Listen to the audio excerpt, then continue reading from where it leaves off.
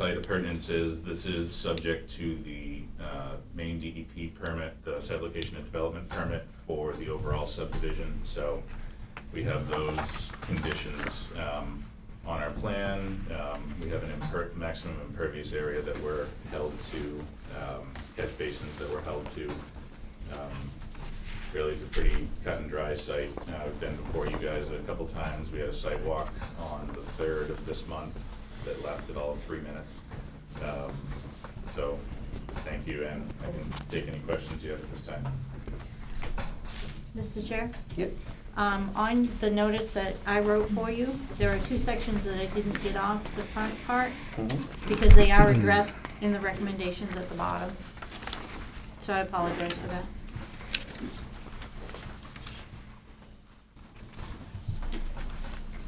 And I did look at the plan that he submitted for today, and the SLOTA informations and conditions are noted on the plan on page 1 that once it is approved, you will be signing. Okay.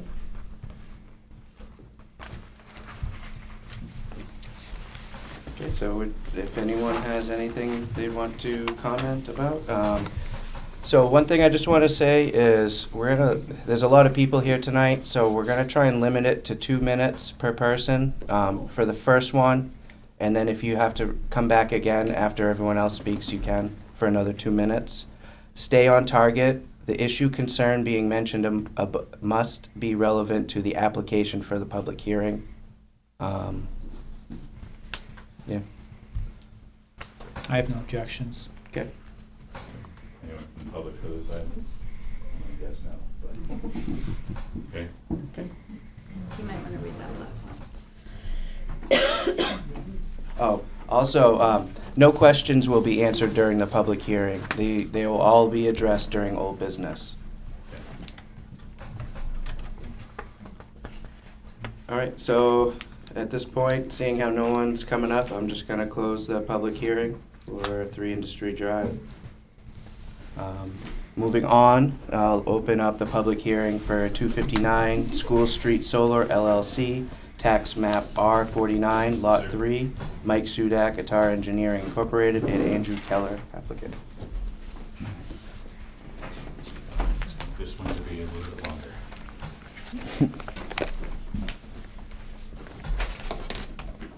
Okay. Hi again.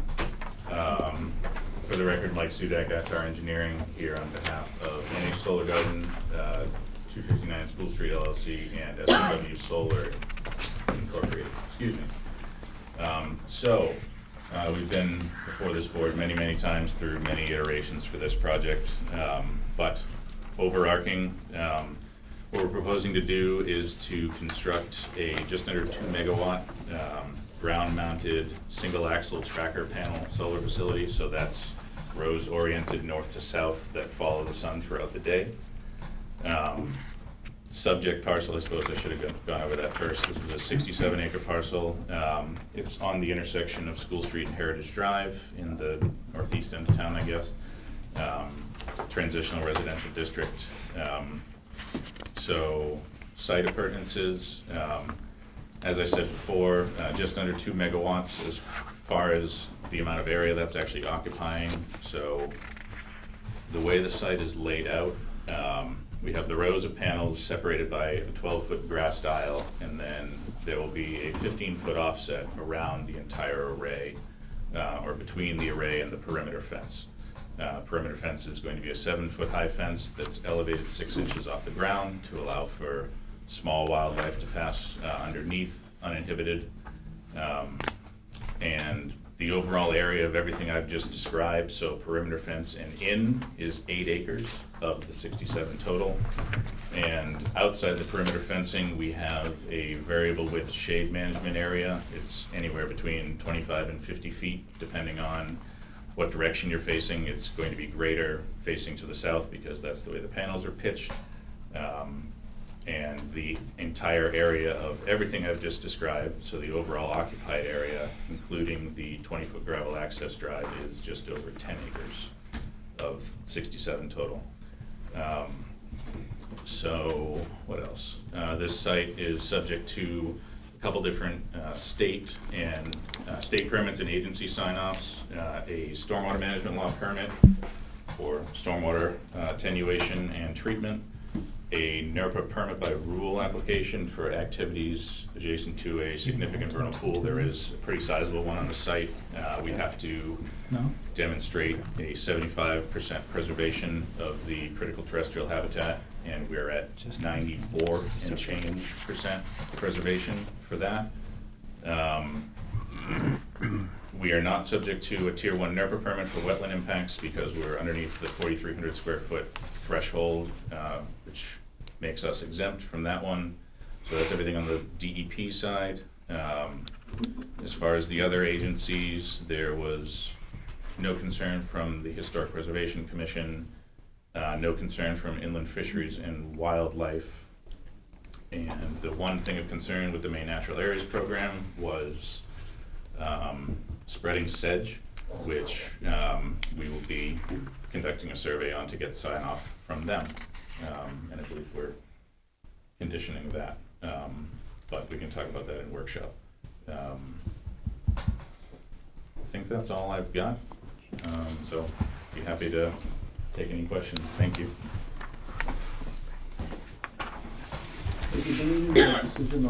Excuse me, you have to come up to the podium and state your name and address, and Ready then, to take notes. this is just so everyone at home viewing can hear and. Stan, this Yep. is my first time here. It's okay. Kevin Kavanaugh, I live on Heritage Drive. I'm in a butter to the solar array farm. Question was, has there been a decision on access road yet? When we had the site walk, they were going back to the state to see if it could be entered from School Street? We'll deal with that in old business. Okay. Yep. I should have added that. Yep. I'm sorry. I'll bring that up at the start of the. Old yes, there business. has been. I'll bring that up at the start of the workshop section. So, the way this town structures it is You gotta, Sorry. sorry. All this- questions go Yeah, to the all board. questions have to go through the board, and then it can go to him at old comment, at the old business. Yep, come on up. You gotta come on up and, sorry, this, My name is Peter Cook. I live at 245 Diamond Hill Road. I'm a resident of Berwick. I simply wanted to know what the workshop was, the structure of this meeting. I'm hoping that this question that I'm asking is not invading my 2 minutes. no. Okay, well, your 2 minutes is starting, so What? your 2 minutes is Are starting, you so. asking what a workshop I is? just want clarification so I know how to play. I mean, it's, I think he's asking what the workshop is. What- like, yeah, are you what talking is it? about? So this is a public hearing, okay. and then this is just about what he just said, 259 School You Street for said, the and then solar we're array. going to a workshop part. I wanted Well, to know what that it's not a was. workshop, it's just old business after. Okay.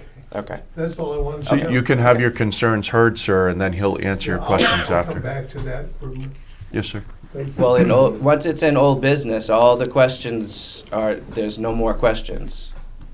So it's in the public hearing is where you have your comment to ask questions. Right, and I'll Okay, okay. I'll ask Yep. for that during this time. Okay. Hi, Yep. Steve Clement. I'm the owner of Heritage Estates. I've got a lot to say, and I'm not going to be able to say it in 2 minutes, but I'm sure I'll be back up. But I'll start with a few things. You'll have 4, just so you know. You have 2 and then 2 on the end. I got no issue with the green movement, doing things right, what's best for the economy and the environment. This solar array and maybe some housing that come with it later, this abuts 2/3 of a mile of my property, which is around the subdivision. This was shown 22 years ago to be a 70 to 80 house lot subdivision. There was no secrets of that back in 2000. The big issue I have is the DEP permit. I'm being told by politicians, lawyers, the DEP, that no one can amend the site plan permit that I possessed since 2005.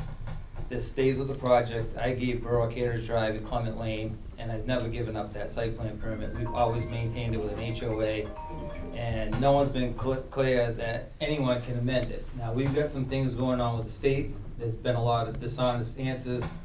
There's gonna be a Freedom of Information Act filed shortly. One thing I'll get to was the many concerns, I'm sure these folks will add to it, is I'm gonna be meeting with the selectmen's board, we're gonna be asking for a moratorium on this until we figure this out. And I'll quickly get to why, because solar was not legal, from what I understand from professional people, until November 3rd, 2021. We had a raise going in, and they shouldn't have been. This has been an ongoing project. How long have you been with us, Jen? Sorry to put you on the spot. 2018. Okay, so in the beginning of her start here, I've been in several times with $15,000 worth of emails and meetings with the DEP, the attorneys, the town attorney, the town hall, about all of this. So what bothers me is our land use ordinance was just changed. Solar arrays are not essential service. They are not a utility. This was amended in a planning board meeting last August 2021 that this could happen. All the concerns back to James Blissman, everybody else involved in this, for this to go in an R2 zone, and if you go through the ordinance, there is nothing in here to protect a residential development with a commercial array going in around it. So there's a lot on this that I know you guys don't have the answer, but you need to know, how did this happen without protecting the largest R2 subdivision, I believe, in Berwick, that I own?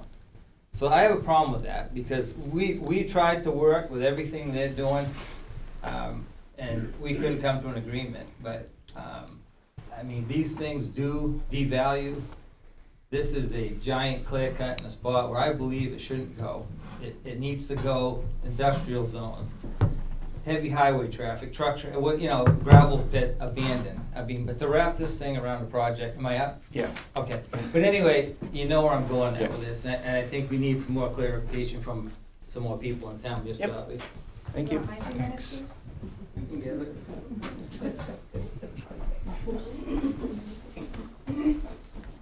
Thought I'd have more than 2 minutes. You have 4 minutes. Okay, well, You get 2 minutes and then 2 minutes at the end. I have about 6. Hi, I'm Beth O'Connor. I'm also the representative for this district. I've served 4 years on energy, utilities, and technology, 4 in health and human services, and I currently serve on environment and natural resources. One of my biggest concerns are the increased costs to non-solar electric customers. I will give you a copy of this. Maine lawmakers re-implemented retail rate net metering in the 129th legislative session, and they passed a bill that would expand the limit on community solar net metering from 9 participants to 200. The overhaul also raised the capacity of potential participants from 660 kilowatts to 5 megawatts, hence a solar gold rush in Maine, with over 600 proposals in the queue for constructions right now. This will be a growing expense for all non-solar customers. In fact, it is estimated by the PUC that this will be about, at the end of the contracts, about $7.2 billion. Maine law requires utilities to buy excess solar energy from net metering consumers at or near retail prices, which makes net metering costly for electric utilities and thus customers as well. In addition, the times when excess solar energy is produced and sold to an electric utility may not coincide precisely with the electric utility's demand, and most often does not. Electrons can't be stored by utilities, which means that most of the solar energy that's being purchased by the utility has less value or little offsetting benefit to the utility, its customers, and definitely not the environment. Solar has an average capacity factor of 15% and is not baseload power. It's not reliable. In a recorded meeting of 2/22/22 of the Energy, Utilities, and Technology Committee, William Harwood, the public advocate, said that, and I quote, "Increased electric rates of $360 million annually to non-solar electric customers is what keeps him up at night." From the news this past week, he also said, one problem is that the utilities buying power from the new solar installations have to pay for their power at a steep retail rate. There could be some benefit for the ratepayers subscribing to the community solar installations. However, that isn't always the case depending on contracts. But the cost that utilities, other ratepayers must absorb. That's non-solar ratepayers will absorb the cost for this. That's $360 million annually, $7.2 billion over the contract lives. Okay, thank you, Beth. Sorry. I think at this point, we can get solar for 5 cents a kilowatt hour and pay 20 cents, means that the ratepayers are paying more than they need to, he said. And if we don't get this under control quickly, these costs will escalate. And I'll take another 2 minutes to do waste management, hazardous or not. Thank you. Thank you. So I just want to remind people that with this public hearing, it has to pertain to this site.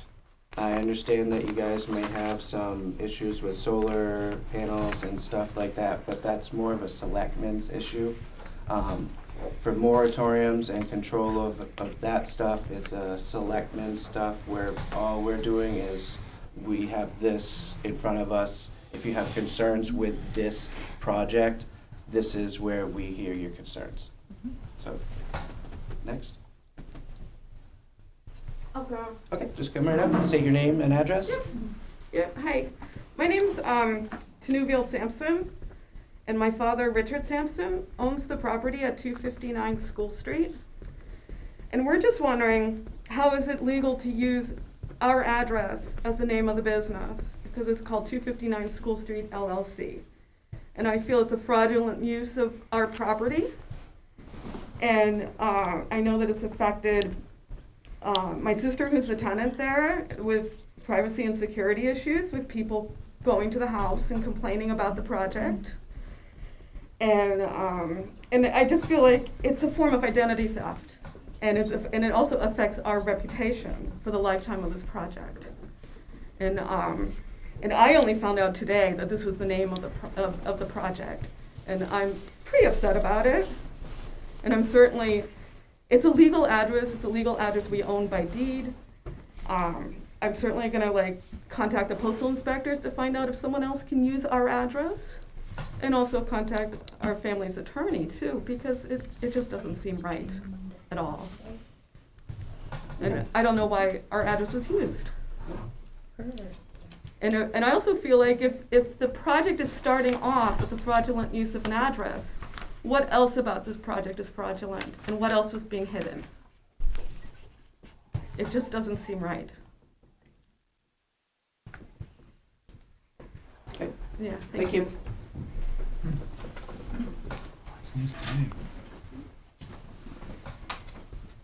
Kevin Calvin again.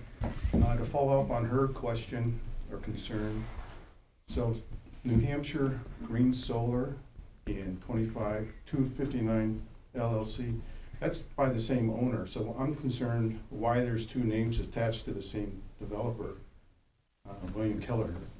And then what SOW Solar is also attached to this project? Is that a second developer involved? So I'm curious to know how these all play out. And at the end of the project, who ends up really owning the responsibility to maintain the farm, if it is approved? And then lastly, does this fall under land use ordinance, this project? Because it's not listed in Article 8, where you list a whole bunch of other items in there, such as wind power, garages, personal businesses, but solar farms are not listed in there. So I would think that would need to be, if it's part of the articles of land use ordinance, a performance standard should be developed prior to allowing something to take place. Thank you. Thank you. Okay. Yeah. Can you hold on for 1 second? We've got somebody trying to get into the meeting.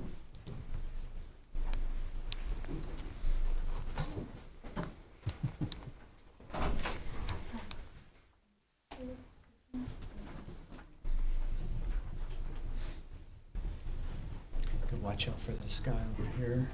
He's super shady. He needs to log off and log back in. There's no one in the waiting room. We can take someone else, can we? In the meantime?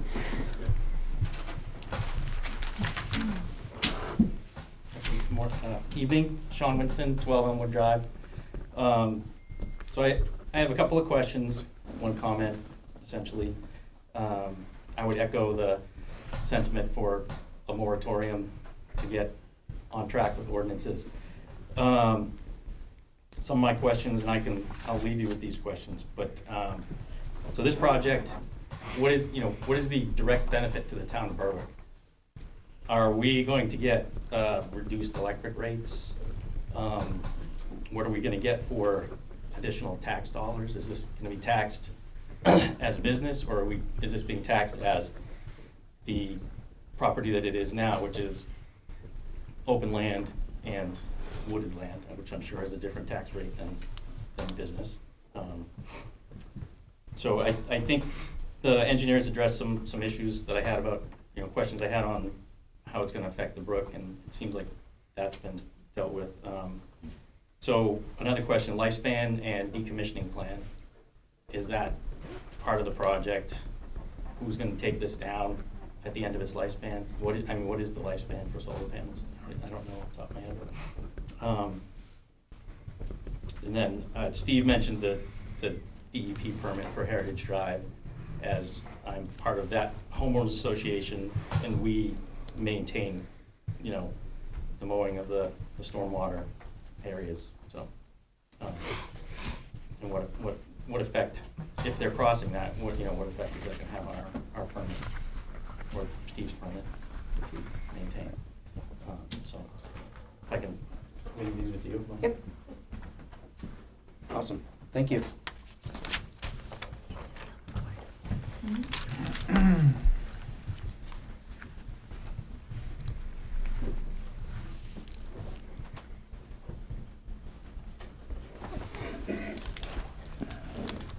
Mark Bovair, 27 Heritage Drive, Berwick, Maine.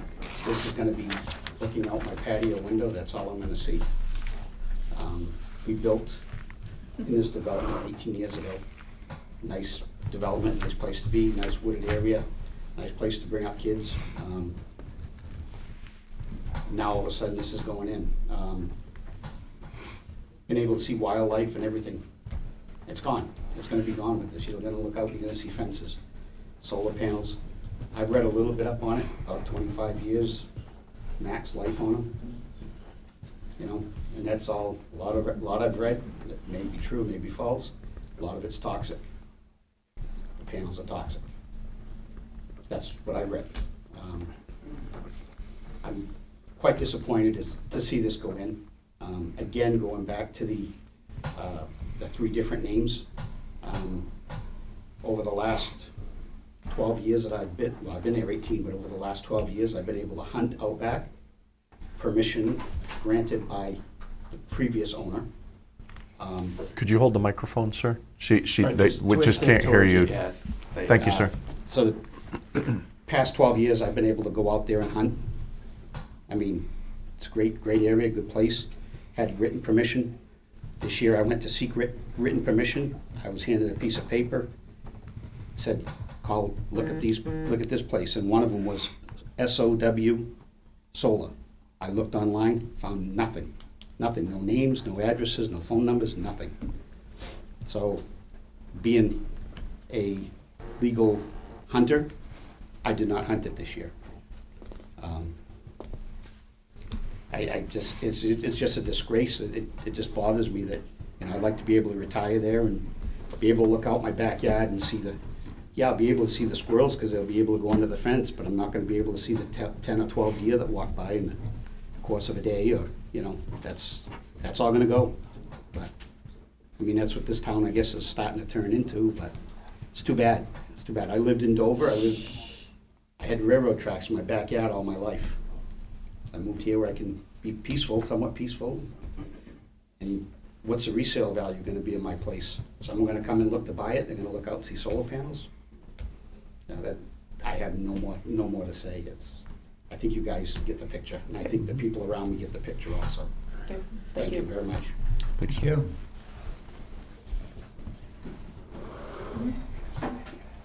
Okay, does he have the correct Zoom information? So, Jacob Beach, Clement Drive. Yep. Clement Lane. Could Can you you state say your that name again, again, please? sir? Jacob Beach. Jacob Beach. What's your address? Clement Lane. Oh. Mr. Chair, before he starts, can we just explain to the audience what's going on? So the actual applicant is trying to get in via Zoom and can't. I just want to make sure everyone's aware that he's trying, so. Okay. Yeah. So I'm just going to echo a lot of what everyone said, but to add on to that, I think you guys need to take in consideration the decommissioning. I know you guys said there's a bond in place, but what I don't think you're thinking about is 25 years from now, there's going to be a lot more solar panels that are being trying to be recycled than there are today. EPA is going to get involved because of the toxins. The cost to recycle is going to skyrocket, and that bond's not going to come close. Not going to come close to covering the cost of actually decommissioning this plant. And look across the street.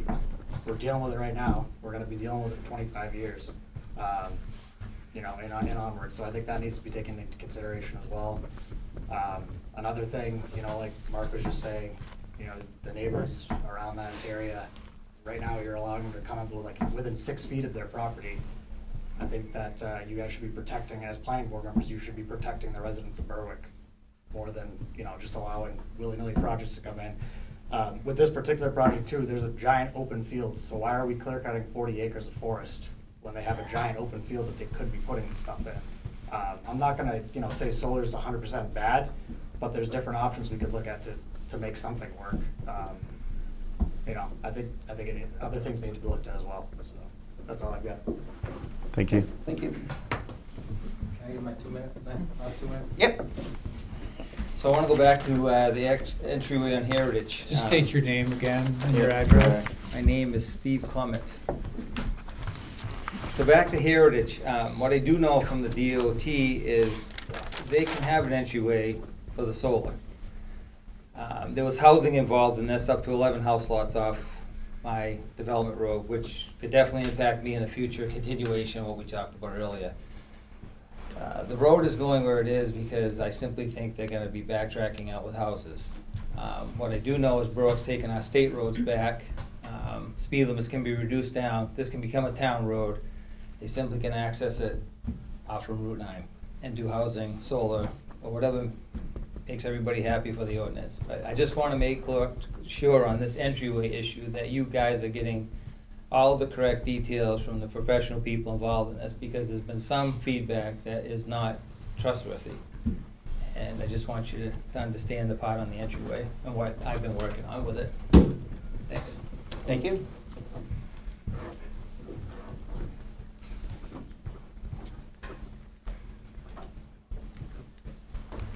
Good evening, Tim Haskell, 10 Heritage Drive.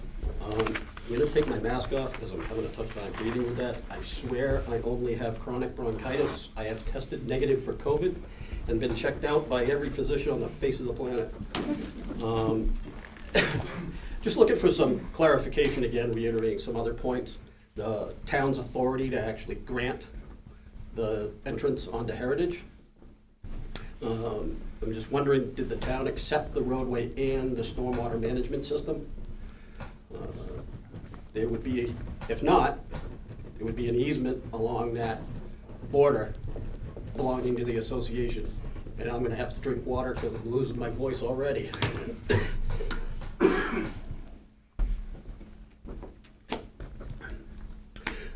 Sorry about that.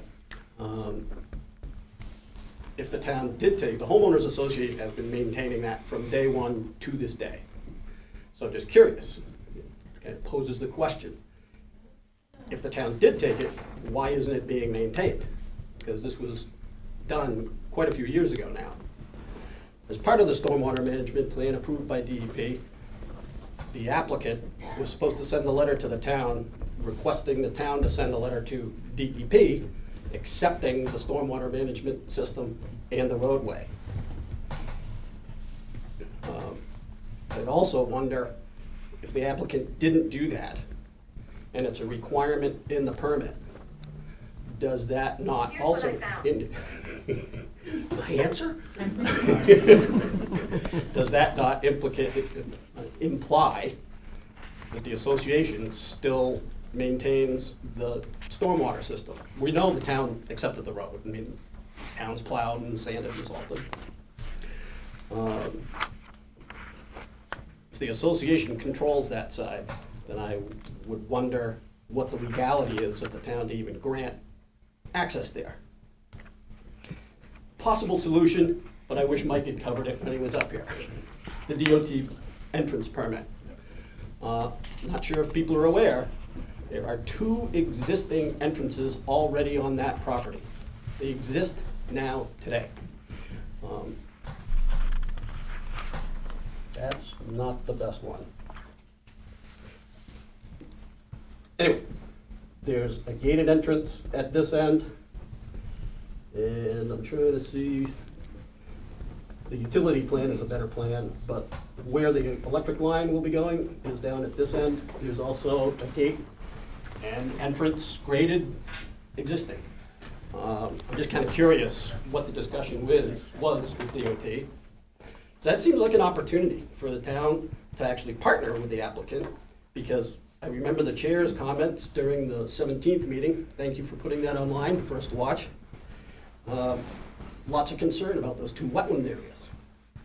Some of those areas are gonna have over 8 feet of fill put in to build the roadway up to the grade that's proposed. There's a significant amount of impact there. The entrance down by where the electric line would be put to the CMP pole is a perfect location. An entrance exists, the use hasn't changed, still technically a farming use probably. Even under the town's own definition, solar is a solar farm. The field is gonna be staying as a field and mowed and taken care of just like any other farming activity.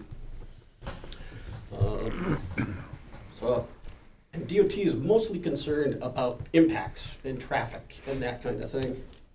And I'll take 2 minutes maybe later. Thank you. Because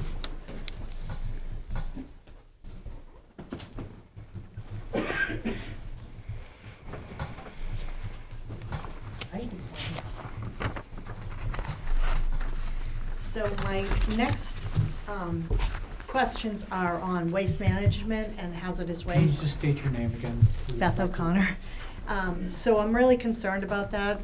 It's been pointed out that solar panels have they have cadmium, arsenic, lead. If they're put into landfills, they definitely wick. They can actually wick within the first 3 months just from rainwater. That comes from IREA, the International Renewable Energy Association.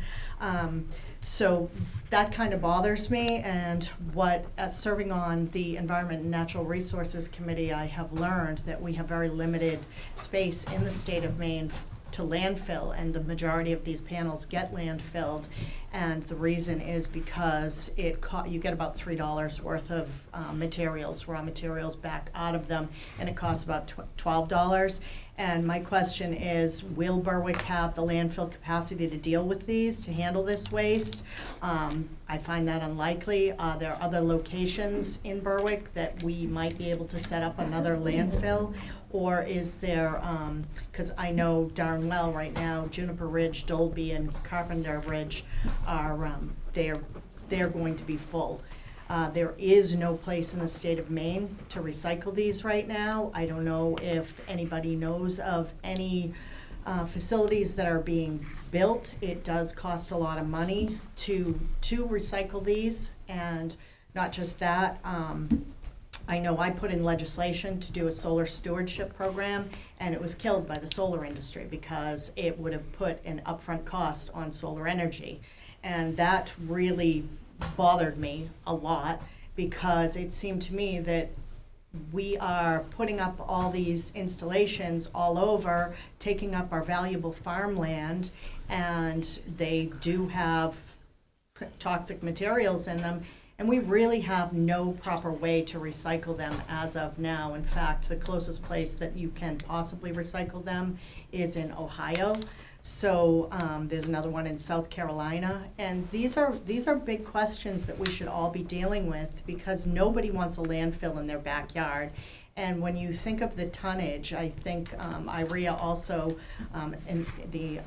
also said that it's going to cost a lot to get rid of these, and we will have over, by probably 2035, we'll probably have 78 million tons of waste from solar panels alone.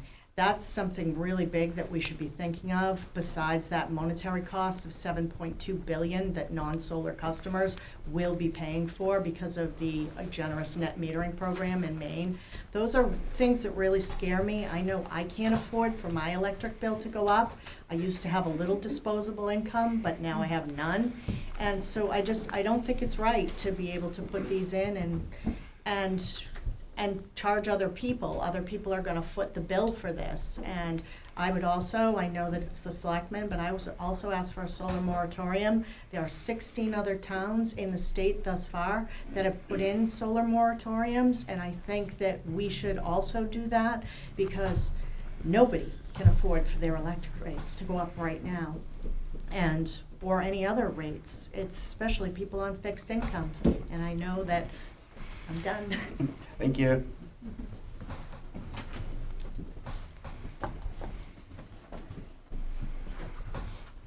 My last 30 seconds. Yeah, I was just gonna say, you got like 30 seconds left. Kevin Kavanaugh again, Heritage Drive. Should the moratorium not be passed, which would be my vote right now, I have a question. If the layout of the arrays could be adjusted along this corridor here. Sorry, you have to take the actual mic out if you're gonna, it's just so everyone at home's viewing can hear you. Excuse me. So if this layout could change a little bit where the arrays could be taken out of here so we have more of a buffer against the residential area and put in these open spaces here and here. This array here has been cut back from the original when it was at 5 meg. So there is space here, I think, to adjust this back and put more there to get the same 2 that you want and give us more of a buffer here. Because right now, based on what Mark said is true, my house is right here, I'll be looking right at the array. There's no way around it. And the other part is, like what Jacob had mentioned, this cleans area up front would help too, to adjust that. Because this is all trees. You're gonna be taking trees out, deforestation, when you have a place that you don't impact with the trees. I don't know if that's been looked at either. Okay, thank you. Thank you.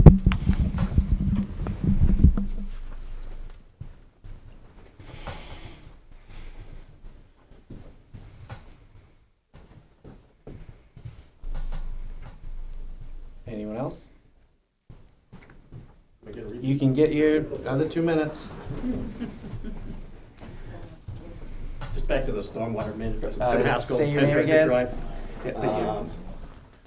Just stormwater management plan again. Can you just state your name and your address again? Tim Haskell, 10 Heritage Drive. Thank you. The requirement of the letter to come from the town, I think, should be made a condition of the application. It's mandatory to be in and filed with DEP. And then quickly back to the DOT entrance permit. There's just a number of negatives to going to Heritage Drive. Wetlands. You eliminate the wetlands issue. If you come off Route 9, you eliminate surety and bonds for maintenance of the roadway and issues that will pop up with that. Just question maybe, emergency disconnect is located way back at the solar panels. I'm just wondering, from a life safety standpoint, does it make sense to have that roadway near where the underground's gonna be and a disconnect there? I'm trying to go fast. You could negotiate out the second entrance that's already existing there. That entrance actually has a culvert and an entrance ramp and a gate. Little curious what happened to the entrance permit for 236 and how that might relate to this. I mean, DOT granted it, so they couldn't have been concerned about traffic impacts, life safety issues, those types of things. And I just think it'd be really nice if I could actually have the plan that shows where the underground's gonna be going. I don't even, It's the subsequent sheet. I don't wanna take it apart if we know where that sheet is. Do I have it in here?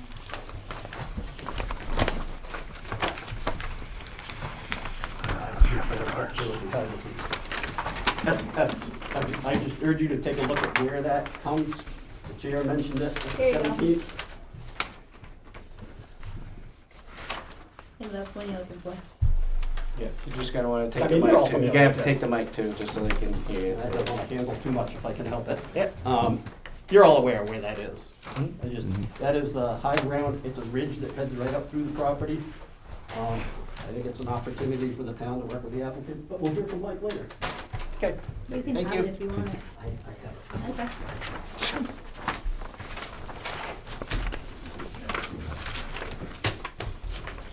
Yep, come on up.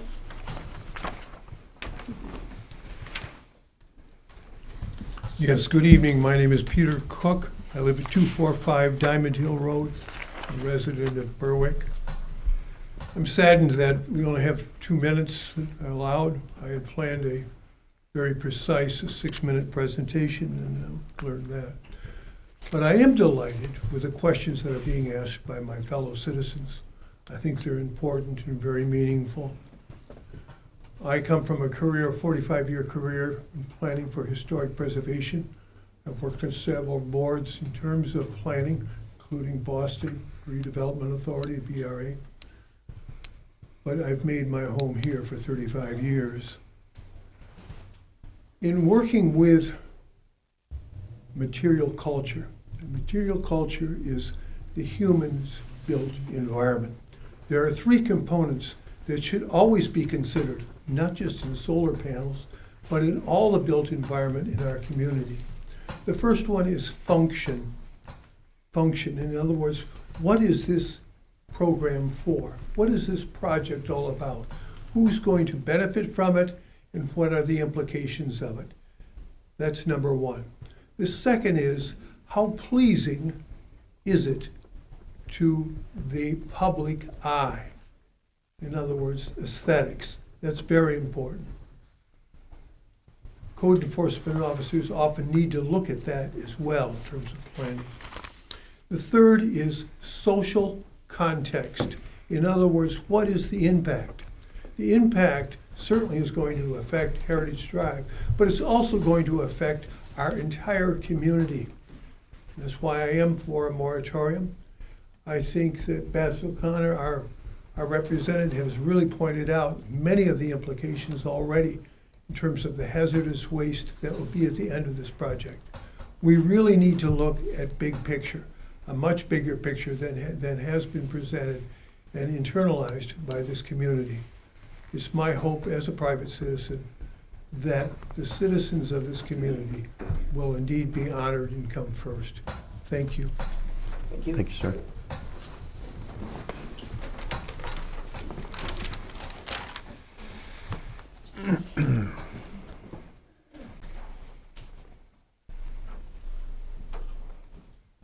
Just give this to you, Oh, so okay. you don't have to write it all Thank you. down. Mike, All right. can I get a copy of that afterwards? Yep. Yep. Thank you. All right, anyone else like to come up? All right, seeing how no one else is, I will close this public hearing. And now moving on to approval of minutes, February 17th, 2022. Make a motion to approve the minutes as is. Second. Further discussion? All in Second favor? was, who seconded? Paul? No. Jerry? Jerry. Okay. Sorry. I know we go too quick sometimes, Tammy, sorry. Next is moving on to old business, conditional use expansion plan signatures of approval for Route 4 Storage LLC. So that's just the signing of these, right? Correct. Okay. All those copies need to be signed. They requested that you also sign the second page more than just the layout. And so those are all the different, and you have to sign in the same order, please.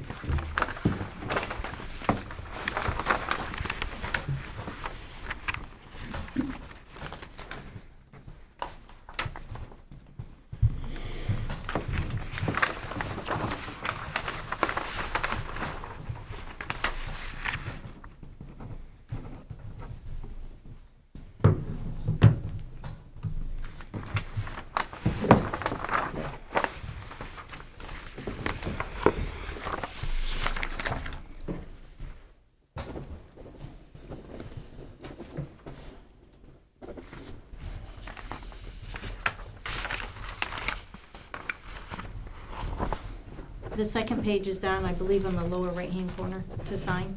Oh, okay. There's a block for it. Okay. Hold on, let me see. It's gotta be in that first.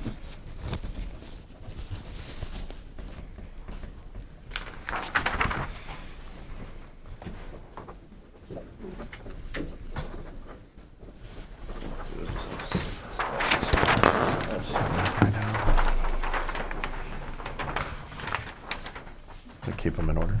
Yeah. Missed this one too. I'm going to sign on the second line. Yeah. Seven. Just slide that one down, and then there's this one right here. Yep. And then there's the one right here.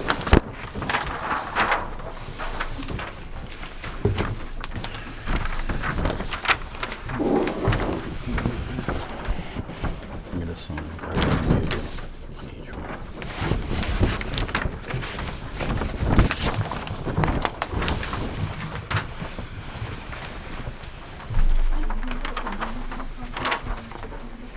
She'll make a photocopy and you're all set. Center, Dave, right on the top. Center. Oh, there you go. Get this one too.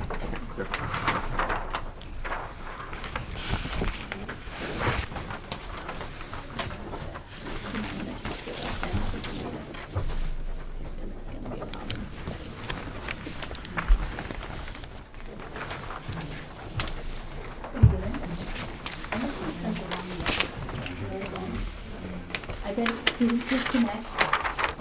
Did he disconnect? Can you guys try to send me the plan? Can you hold the meeting for just a couple minutes while I try to get everything sent? Got this one as well. I'm wondering if you have the wrong one, Tammy. If someone was able to get in at the start of the meeting, I mean, it should be the same link, but when their system went down, that's where the problem was. Yeah. What's down here? Is there some, no. There's nothing up there at the top of it. Oh, there is. There is. Yeah.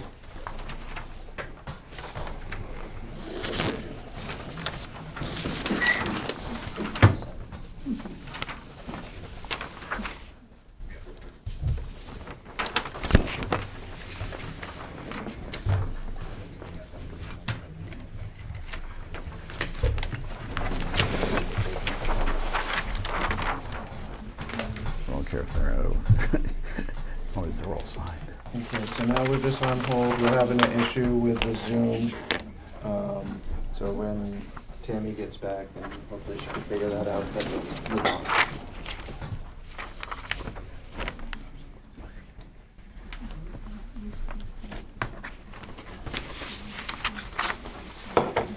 Can we do that? It's I all didn't done. even notice. That's it. Okay, good. Observant. Then let's pull that over here.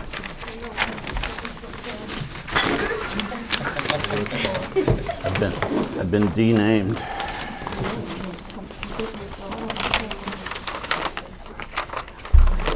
Thank you.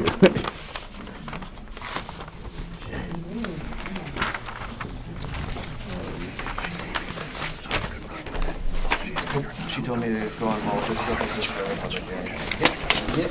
I thought that for a second too. Okay, no worries, When I was no reading it, I worries. was like, oh, no, not for me. At least we both made the same assumption. Mike, you saw she added to the bottom for you to announce. She gave it to you on purpose. There you go. Oh, no further questions after the public hearing. You're gonna have an issue. Okay, well, I already did state that. Yeah.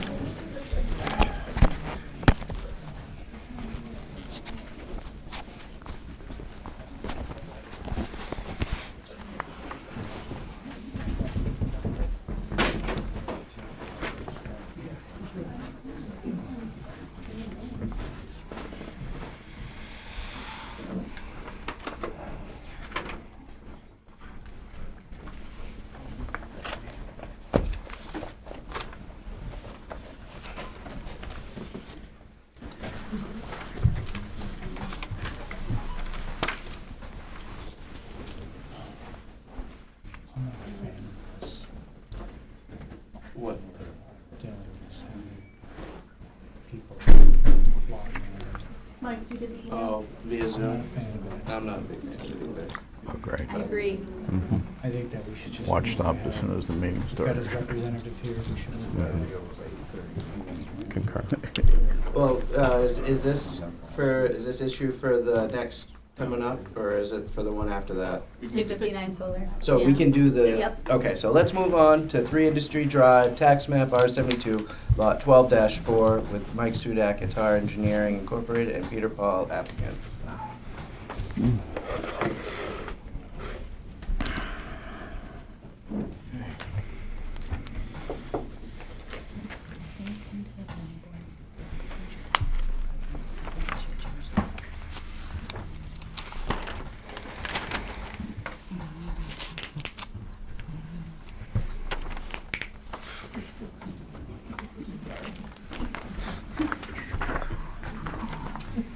Whenever you're ready.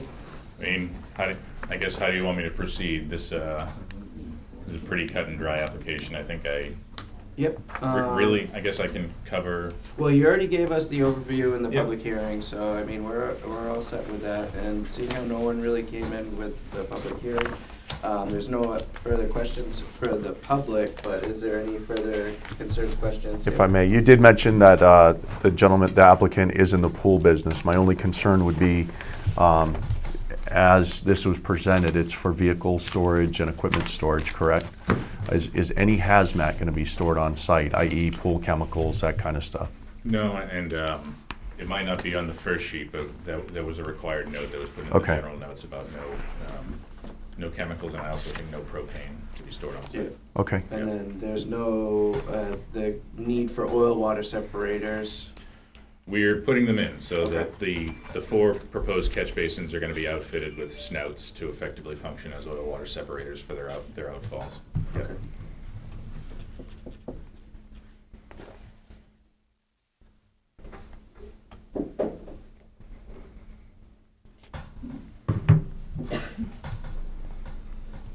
I think really the last item that's changed since the last time this was before you all was a couple minor changes that Tammy requested to some of the site grading, just to push all of the gravel runoff to the catch basins a little easier. And then the only other item was providing the contract for the commercial hauler that we're going to be using for solid waste removal.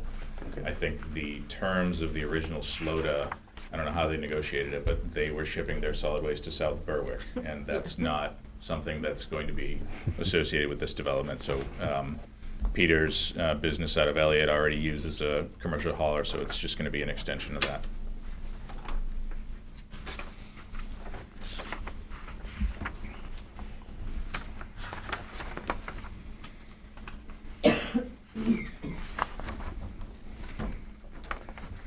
And I do have that document in the folder. I don't believe I sent one over to you folks. Okay. This is a letter of intent. They are willing to amend the contract to do that for the additional site? Okay. Yes. Do we want to make the contract a condition? I mean, this is to me, as I read, this is a letter of intent, not a contract that says we are going to do this. Right, this is just, we have the intent to. We have the intent to do it. Fine with that. I just want to make sure the rest of the board's on board with that. I would feel better having a contract that says, from the vendor saying, yes, we agree to this, if you guys are amenable to that. Yeah. Yeah. Okay. Mr. Chair? Yep. Under the recommendation, it says that recommend that if the solid waste hauler also changes, that the applicant notify the planning board within 30 days of change of the contracted waste disposal services. It is one part of the recommendations. Okay, Yep. and that works? Also fine with that. Okay. Yeah. It's pretty much standard language going forward that when things change, they've got 30 days to notify us. Okay. And then the recommended screening fencing, is that what you're saying earlier for the storage area that's depicted in the pictures? Yeah, this was brought up, I think, the meeting before the sidewalk and then at the sidewalk again. But yeah, the fencing for the rear yard storage area will be screened. It'll be chain link fence with, I don't know what you The plastic covering. That weave slats thing? in it. Yeah. Yeah. Yep. Mr. Chair, I probably should have mentioned this at the public hearing, but someone did contact me about the grading. You know how you brought all the fill in to elevate it so that they could do the work on the site? Someone called and said it was a little rough on one side, and they were wondering if you could smooth it out a little bit, so it's not quite an eyesore to look at. That was the request that was made. I said I would approach you with it. Yeah, I mean, if it's in an area that's going to be improved to the gravel wearing surface, then that'll Yeah. take care of itself, but. Yeah, that and the drainage. They were just concerned about the drainage if it didn't get corrected. But that's, I said I would mention it, and if it was possible, it would be taken care of. Because you guys have done everything appropriately, so. Okay. Thank you.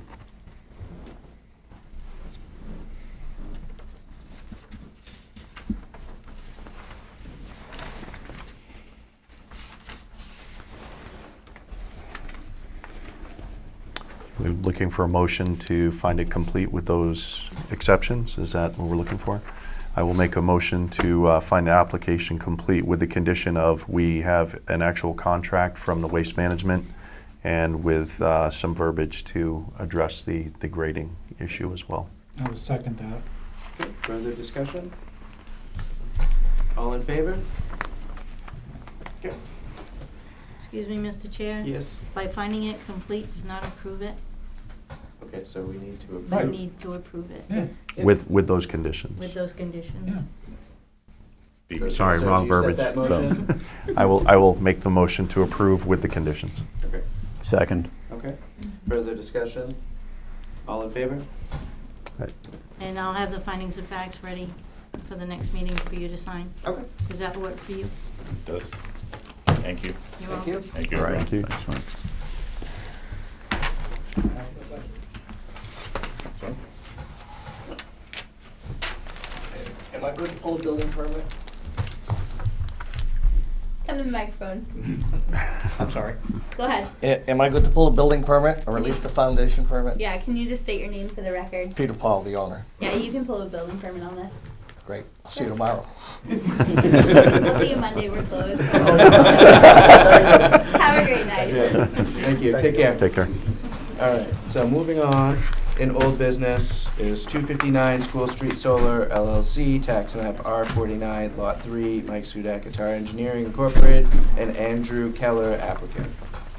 Is he gonna be able to? Would- No. Still Nope. unsuccessful, Still so unsuccessful. I'm gonna, We had a problem at the beginning of the meeting, just to let you know, so we're not sure if something got messed up there, Okay. unfortunately. Okay. Yeah, and with my not setting up the Zoom link, I can't fix it. Okay, So we're just gonna have to proceed. okay. yeah. Hang on.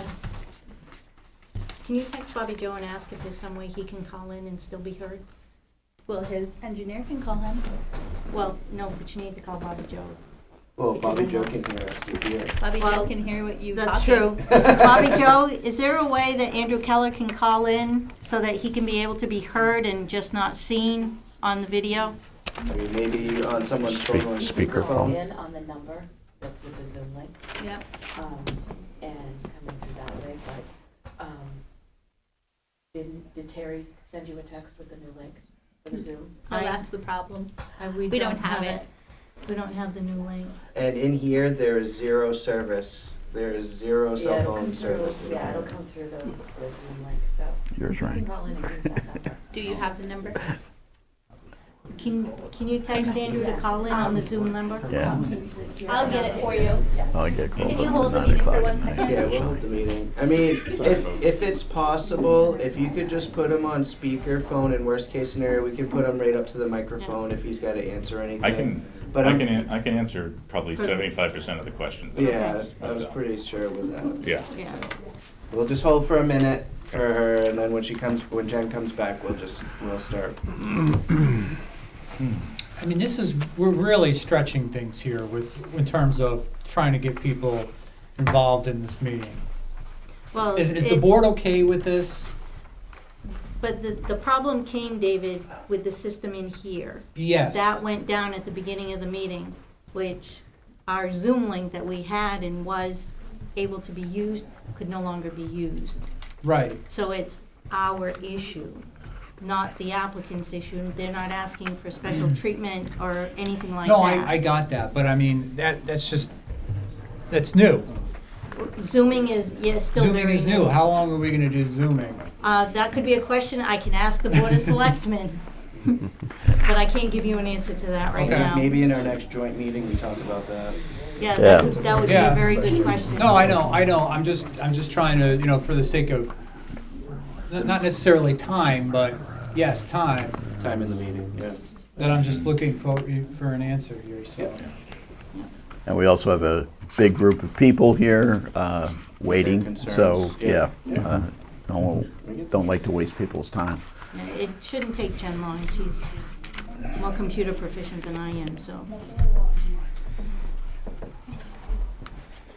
Oh, wait a minute. I got a text from Terry.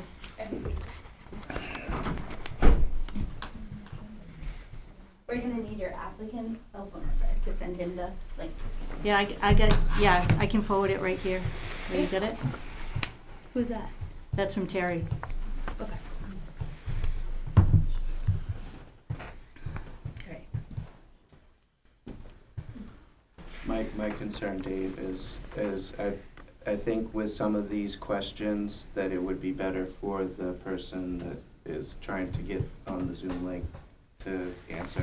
I didn't hear Rob. what Dave said, but I do think that this is a lot of work. Yeah. A lot of extra stuff we have going Yeah. right now. Yeah. I agree. I thank you. No, I do agree.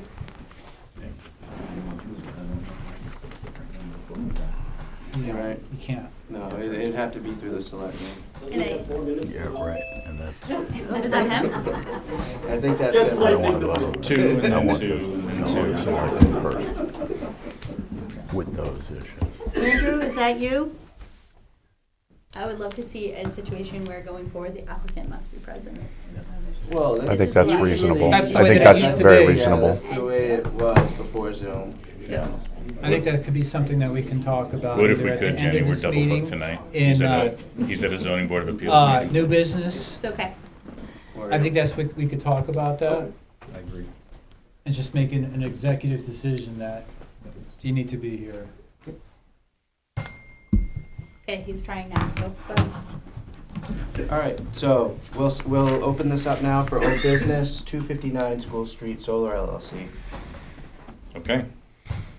First of all, thank you everyone for the questions. I'm gonna go in order as best I can. There's a little bit of overlap. Some people, echoed similar concerns from previous voicers of concern. So, and I apologize if I butcher anyone's name. I tried my best to keep notes. So I'm going to start, Mr. Kavanaugh. Actually, beforehand, what I should have included in my overview. So, concerning the access and our progress with the DOT to come off of School Street. So, I will try, I have a tendency to tangent myself, but I will try and be quick. So, a little bit of background.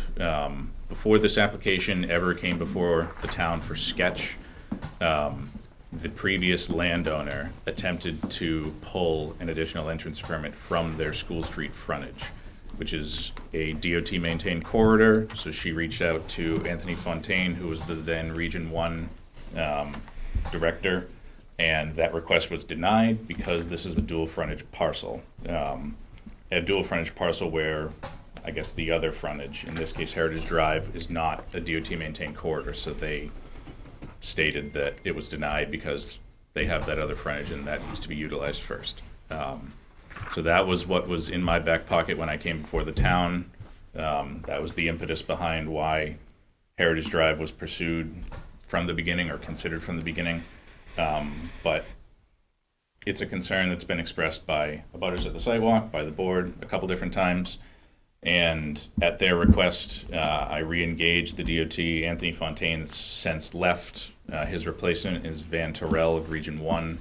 I heard back from him a couple weeks ago, and Tammy, you've been copied on that, so I don't know if it's in their packets or not. But I believe it is. basically asked him if his position is still the same of that prior denial, and he said that it was.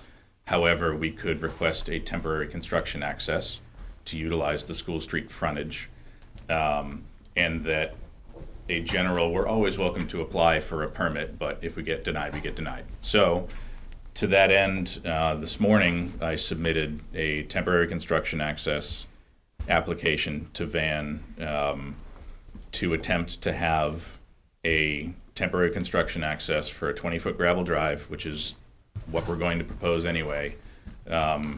Exactly where, and let's see if I can reference this. Mr. Haskell, I believe, said it. Exactly where the underground electric corridor is going to be going through. So that's our intent.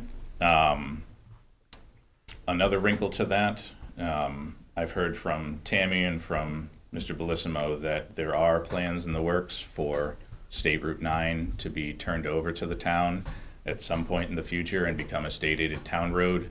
It's been communicated to me that the earliest that can happen is the beginning of 2024. Yeah, and that came from the town manager. Yeah.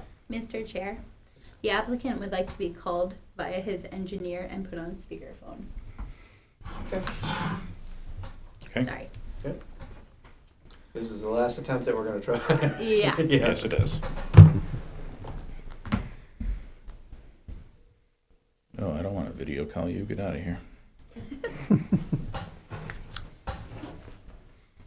Yep, you're here. Service is really bad here in the basement, so you're probably gonna be touch and go, but you're here. If he's gonna, You are on speakerphone here at the podium with me. and if he's gonna speak, you gotta put it next Yeah. to the mic. Yeah. So, Andrew, this is very touch and go, but I'm working through the questions I can respond to, and for the ones that I'm going to need your help with, I'm going to describe the question that was asked from one of the abutters or persons of interest during the public hearing, and then I'm going to hold you up to the microphone for your response where I think your expertise over mine would be beneficial. Okay, sounds like a great plan. Okay. Where the heck was I? Access road, temporary access road. Thank you. So that transfer isn't taking place until at the earliest 2024. So with my application this morning, I requested to have the term of that temporary access be whatever that bridge is. Hopefully it's January 1st, but if it's, not, I don't want the permit to lapse and then we're stuck with some other term. And I guess the last thing I'll say on that is I'm in complete agreement with everyone that has voiced concerns for why not just have this go through School Street. I would love for that to be the case. It does eliminate about 2/3 of our proposed wetland impacts. It eliminates 1,600 of our 2,300, so quite a bit. Shortens the road, prevents any of the issues that Mr. Clement and a couple other people have brought up regarding the amendment of the DEP permit that's within the easement that's in the Heritage Lane right-of-way. But at the end of the day, until a point in time when the town takes it over, it's the state's decision to make. But I want to show that we've, excuse me, endeavored to make that a reality in the best way that we can. And I believe Tammy and I have worked today over the past few days to condition this approval off of just showing that those efforts. So that was a really long-winded answer to your first question. A couple other things that you asked. I can take this one. So regarding the entities, and Andrew, if you want to fact check me here, just let me know and I'll put you in front of the microphone. But so the three agencies in play are NH Solar Garden, 259 School Street LLC, and I will address that one for you, and SOW Solar Incorporated. The last of those, SOW Solar Incorporated, is the owner of the land, and they have a lease agreement with, excuse me, I've talked a lot. They have a lease agreement with 259 School Street LLC, who is the developing entity for the leased property. And the leased property in this case is the entire occupied area of the solar array that I described earlier as being that 10 acres. So everything from the panels themselves to the gravel access drive to the perimeter fence to the stormwater management areas to the shade management. Everything therein is the lease premise of that agreement. And then NH Solar Garden is the entity that I believe works with the investors for who will take over control of the array once it's constructed and operational. That's the part I needed your help with, Andrew. Okay. You've covered most of it very clearly, Mike. I think the important thing for the board and the abutters and the public to understand is that New Hampshire Solar Garden is the developing entity. It's the company that is doing the work to get all of the permits for 259 School Street Solar. So the 259 School Street Solar, as you specified, Mike, is the actual project entity. Every project that we do, we want to have all the permits from the utility to the local process we're in right now, to the state, and everything else that goes through this development cycle to make sure that all the permits are within the 259 School Street LLC. So when it comes to, who is New Hampshire Solar Garden, we've been operating as a solar developer for over 10 years now. So if there's anybody in the public or if the town wanted to understand who's doing this work, what's their background, if we were only operating under 259 School Street Solar, there wouldn't be anything to speak to. So the way that we set up these entities is, so we have our development company, NH Solar Garden. We have the project entity, which holds all the permits. And as you spoke, Mike, is the actual entity that is sold to our partner, our financial partner, that provides the financial means to build these projects and maintain and operate these for the life of them. Okay, thank you. I'm gonna put you back down. That's all I had from your first round of questions, so I'm gonna move on to Steve's first go. Steve Clement, sorry. And most of that I feel like was town facing, but the one thing that I guess I'll speak to is regarding the DEP permit, and I guess concerning some of the information or misinformation or just different information that you may be referencing. I don't know if I can speak to that, but I can speak to what I've submitted into record as part of this application, which is correspondence between Allison Soroy, who's the regional director for the southern region of Maine of the DEP, the town's attorney, Phil Saucier, and my client's attorney, about the vehicle through which we get valid right title and interest to use Heritage Drive. And as I understand it, the vehicle for that would be, once this project is approved with condition, the town, because it's a town road, would grant an entrance permit and a culvert permit. I don't know what the name of that one is. Culvert permit. And then we would have those in hand as the valid document through which we could pursue an amendment to the vegetated swales and everything that's in that roadside along Heritage Drive that goes down to the big stormwater management area on the corner with State Route 9. I hear what everyone's saying. I would love for School Street to be a possibility, but at the time of this project beginning, that wasn't an option. So we wanted to move forward with trying to make sure that we had a fallback plan, or we still had a way to have this development happen. So that covers my overview of that. So I'm going to move on to Ms. O'Connor, and really, again, a lot of that was town facing. I think the only thing I'll say on this one, and Andrew, I'm glad you're here. Ms. O'Connor brought up a lot about the gold rush that has come to Maine with solar developments and how many are in the queue for construction at this point in time. And I was hoping that you could elaborate a little bit about the capacity for the different substations across Berwick and how that kind of caps the upper limit of the development that can come to town and what's leveraged onto the developer with those upgrades. absolutely. I'm ready if you are. Yep, you're good. Okay.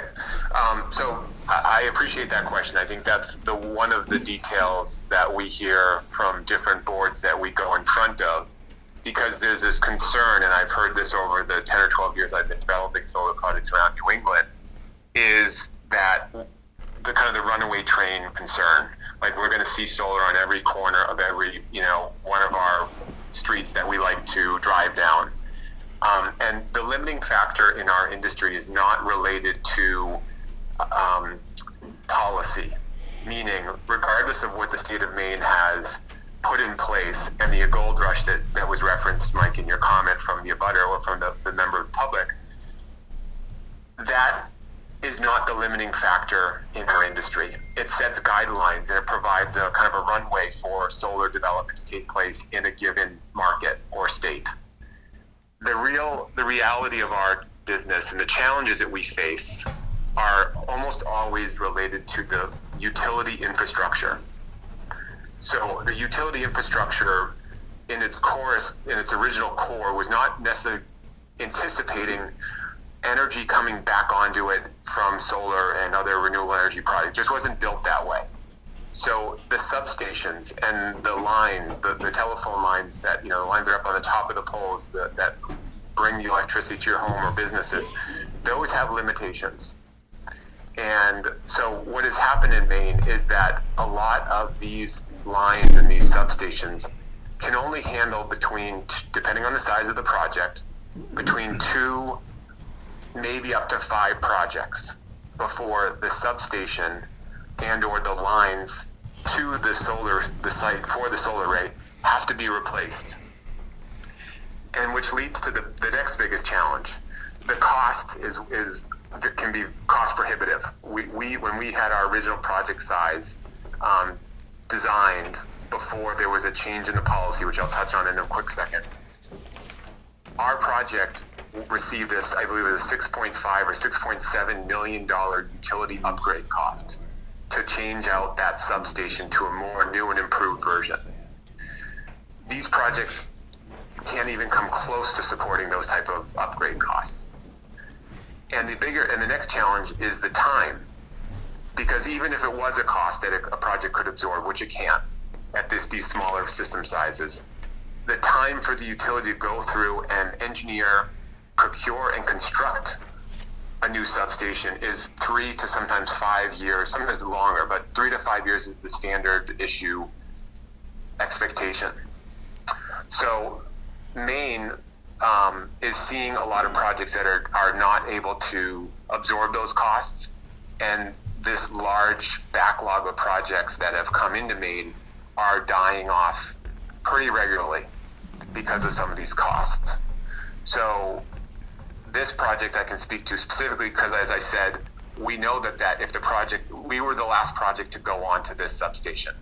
So therefore there will be no more projects like this in the area unless somebody's willing to spend that time and money to build out a new substation. And then there could be an opportunity for more, but that's going to be very, very unlikely from my experience. Okay. I'm going to put you down. Thank you. All right. I think that covers everything from Ms. O'Connor's first round, so I'm going to move on to Ms. Sampson. So your question was regarding the address of the entity, and peeling back the curtain a little bit. So when SOW Solar Incorporated, when my client purchased the property, it was a 69-acre parcel that included the homestead, of which your residence currently is, or your sister's residence currently is? My father owns the property. Yep.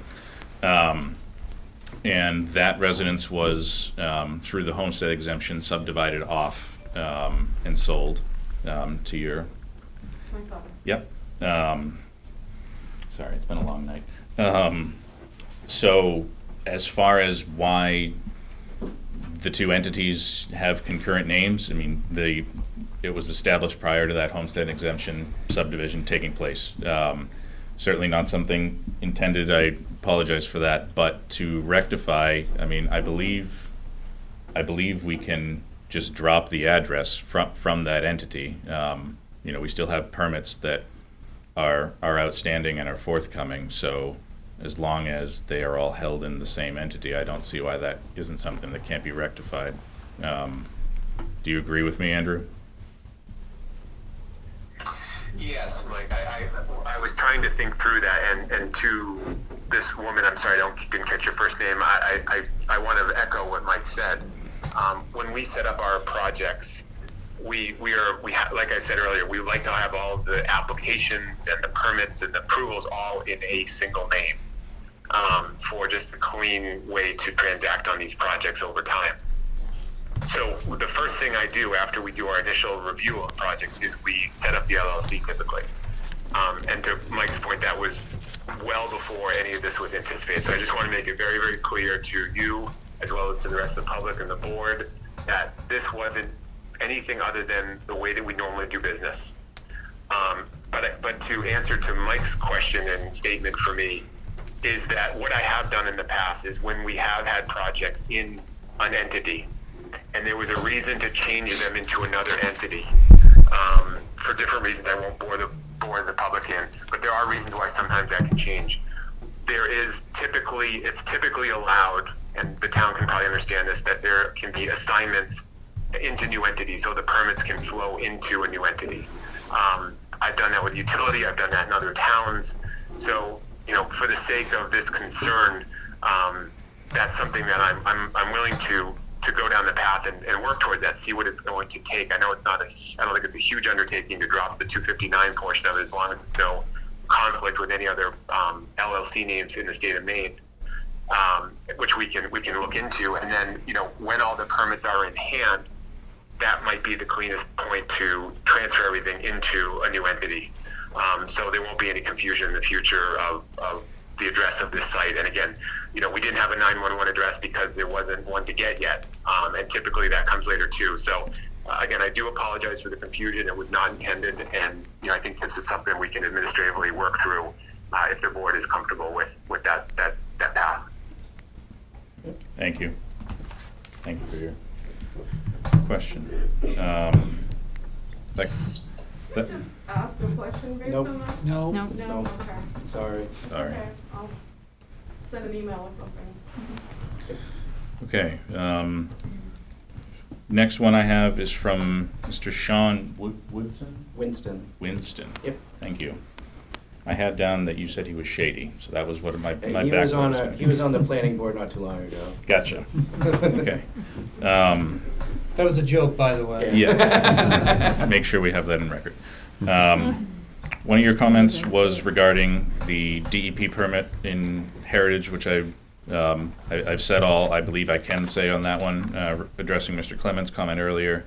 And Andrew, this is the one I'm happy that you were here for. Can you talk to the lifespan of, maybe not arrays in general, but this proposed array, as well as what we're required to have from a decommissioning perspective? And because this is a comment that comes up later from somebody else, where those decommissioned panels are taken to and what entity handles those? I'm happy to answer that question, Mike. So the projects themselves have, usually we plan for an initial life of 25 years initially. And the reason I say that the initial period of these projects are 25 years is because the warranty of the panels themselves are 25 years. The inverters are anywhere from 10 to 20 years, depending on if you want to extend the warranties on these. Those are the two most important pieces of equipment. The racking is just steel that is in the ground. There's no concrete footings or anything that goes in the ground. It's just a pile-driven system. So typically the projects, the initial lease term is 25 years with the landowner, typically. The panels themselves, panels that were manufactured over 40 years ago, are still producing more power today than what today's warranties of new panels say that they will produce in 25 years from now. and it's a little bit of a mouthful, but what I'm trying to express to the public and to the board tonight on that point, Mike, is that these panels, they don't just turn off at year 25. They don't stop working. There's many panels out in a solar field like this, so if one were to break or stop working, you would swap out the panel. Or you may just wire past that panel if it's only one panel, and the newer panels don't fit in the same exact racking without some type of a funky retro fit of the panel onto the racking. So again, we're planning for 25 years based on those warranties, but we do have options in our lease language to extend the lease for additional 5-year periods. If energy prices are, extremely high in 25 or 30 or 35 years from now, then these projects will continue to be maintained ongoing and will continue to produce value to the community with this type of electricity. When there's a time for the solar farm to be decommissioned, the state of Maine has stepped in recently, and as of October of 2021, just this past October, they stepped in to set up a statewide decommissioning bond process. And I think the intent here was that there's a lot of questions, and people like yourselves that are asking these questions don't understand it. There's concern around what will happen in the future, and they don't want this to become a liability to the town. And obviously, from my perspective, whenever I work on a lease with a landowner, I don't want the landowner to have that liability either. So typically the way that we structure our leases is that if a town doesn't, for some reason, or in this case the state, does not require some type of a surety to decommission this project, then we would provide one to the landowner directly. But again, the state stepped in and provided this guideline, which I believe we provided in some of the handouts, some links and some information to the board, to explain what we have to do. And it's required to do before start of construction. And the type of surety, and it's left open to a couple different, it can be a bond, it can be a form of surety, it could be a letter of credit, it could be the cash in a bank account. There's different, I think the state isn't really preferential on which direction, but they just want to make sure the money is there in case something were to go wrong. So with that, when the project is decommissioned, per this decommissioning requirement of the state, it's a much simpler process than obviously constructing an array. And there's a lot of value, recyclable value within the solar farm. There is copper wiring, aluminum wiring, there is steel, the panels have glass, there's different parts and pieces inside the solar panels. And the concern about solar panels and what happens, we don't want them going into your waste stream. You don't want them in your landfill, which I understand completely. So the industry has started to see in the last probably 4 or 5 years, maybe a little bit longer now, an uptake in recycling companies that are focused solely on solar panels and other equipment like this. The reason why I guess is because we're at the beginning of this industry, so to speak, that a lot of these bigger projects still have a long life before they're going to be decommissioned. But as we've all seen in the press over the years, there's weather issues. Hurricane Maria in Puerto Rico is a great example where a lot of solar panels were destroyed. And if they weren't taken care of properly, they would become a problem environmentally. So what happens with these panels under current standards? They have to follow federal rules for disposal, but they are they are taken off of the racking and they are put onto a truck or some type of a container situation, brought off site, and they're broken down. And the aluminum of the frame is going to be recycled. The glass can be recycled, and it's becoming more and more sophisticated in our industry. We're reading about it, almost monthly now, of new companies that are finding new ways to get them down to the bare bones of components. So most of it can be recycled, and the last little bits that can't, like if you were taking your laptop or a refrigerator to the dump, those things are recycled down, and the parts inside them that are not able to be recycled are disposed of per federal and EPA regulations. So solar panels are no different, and that's usually about where we end up, and that's the guidance that we're utilizing, and we do have some, we're starting to have some more industry experience to make sure that concern is handled and these panels won't show up in your landfill. Okay, thank you. All right, I think that speaks for Mr. Winston's comments. I'm going to move on to Mr. Bovair.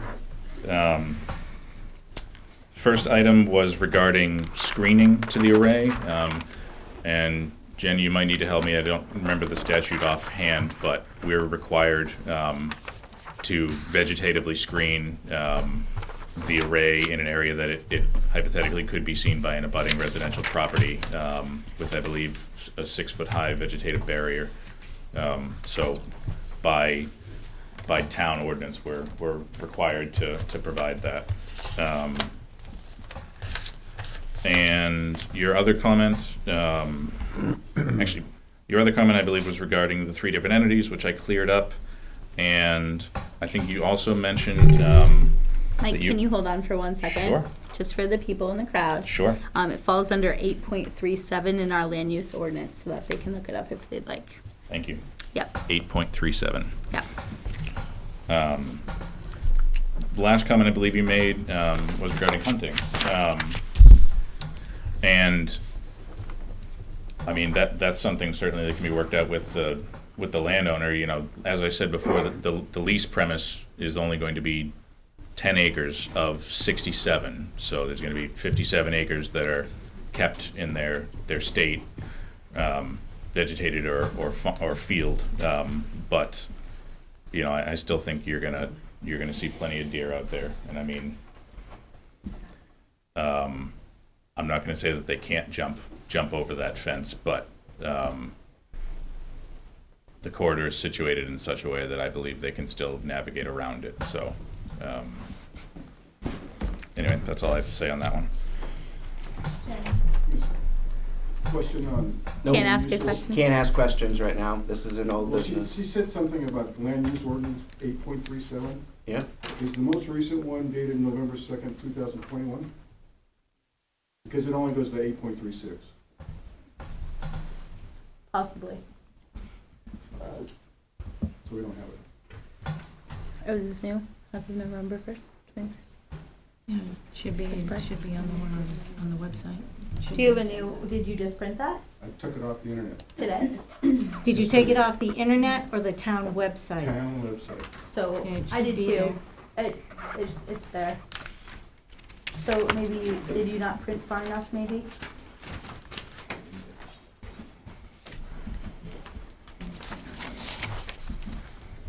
It's because you don't have it printed out. I don't know why it's not listed in there, but it's not. It's right here though. I'll go back and see it. Okay. Yep. Okay. Thank you. He's right. It's not listed in like the index, but it is listed in the actual ordinance. Okay. Not wrong about it. All right. Moving on to Mr. Beach's comments. I believe the first 2 Andrew handled with his previous comments about the decommissioning plan. Would you like him to? Would you like him to? Okay. Thank you. So good job, Andrew. The last comment I believe that you made was why the field itself wasn't utilized for panels, and I believe Mr. Kavanaugh brought this up in his second go. That is an area of prime farmland, and in previous iterations of this project, the previous chair, I forget her name, I'm sorry, Nicole, brought up how important the preservation of that is to the scenic aesthetic of Berwick. And I mean, kind of a tit for tat comment, but also at that point you'd probably be leveraging someone else seeing it over you not being able to see it, but that's neither here nor there. So that's just why they were located the way they were, or where they were. Let's see, Steve Clement, I think your second round of comments I've already covered. Sorry, I'm just reading through my notes here. Mr. Tim Haskell, I believe his questions were more town and board facing than to me. Ms. O'Connor, I believe Andrew covered in his overview earlier. Oh, okay. Well, what do I have in my notes here? Dedication to? I would differ with you too, when you covered all mine. And you were again? Mr. Haskell? So the notes that I have in here are regarding the town, whether or not the town accepted the stormwater easement in addition to the road right-of-way. That's something I can't answer. Yeah, I can check with Jody to see whether or not it was accepted, when the road was accepted. And then the I other... can go back and check the warrant. Yeah, and then the other comment I have is pursuant to that, if that did indeed happen, why your association is still maintaining it. Yeah, but you're not covering the questions on the DOT entrance permit. The existence of the two areas, I mean, we don't have a copy of what prior owner submitted. We have no idea what was put on that for information. Yeah, you can't I mean, have if you're gonna come up to ask a question, you have to come up because no one can hear you outside of. Procedurally, Yeah. Yeah. to get follow-up on this, if it doesn't get covered, are we allowed to send additional questions to the planner, or how Yes. does that get covered? Yeah. If you have any other questions, they would go through Tammy. Okay. And I'll forward them over to you. Okay. Reading through the rest of my notes. The only other item from Mr. Kavanaugh is, I believe I just answered about the array being located up front. Mr. Haskell. No. Sorry? I also talked about realigning your array so that you Yes. have more of a buffer. Yes, sorry. Right, so the questions regarding, I'm gonna get my bearings here and then go back to the microphone. So the closest section of panels in the northeast of the array that most closely abut the residents of the Heritage Drive development. I believe even including the shade management areas, those are over 100 feet away from the rear yard property lines of those homes. And again, referencing that screening standard, that would be probably the only area that we would be subject to providing additional vegetative barriers, so you wouldn't be able to see the array. But as far as the movement of them, I believe all of the available uplands for which we're already providing a wetland impact to have been loaded up. So pushing them any further into the development west would either They were shown on your original design with the 5 meg that you had them up there. I had them, yeah. There's less panels ended up, how do I properly say this? Your megawatts dropped down from your original submission to what you Well, can do yes, now. but he's also referring to a different iteration. Less panels ended up being required to be located up there because of the shade management area that was required to be set back from that northerly property line. And I couldn't push them any further west because either I would be having to impact more wetlands and negotiate another crossing with the Army Corps, or I would be violating the stream protection setback from the Malloy Brook, which just was something that I didn't want to have to negotiate with the state. I mean, I think where the array is situated now and with the screening requirements that are going to be conditioned with this application, that it's the best combination of everything. But I understand your concern. Yeah.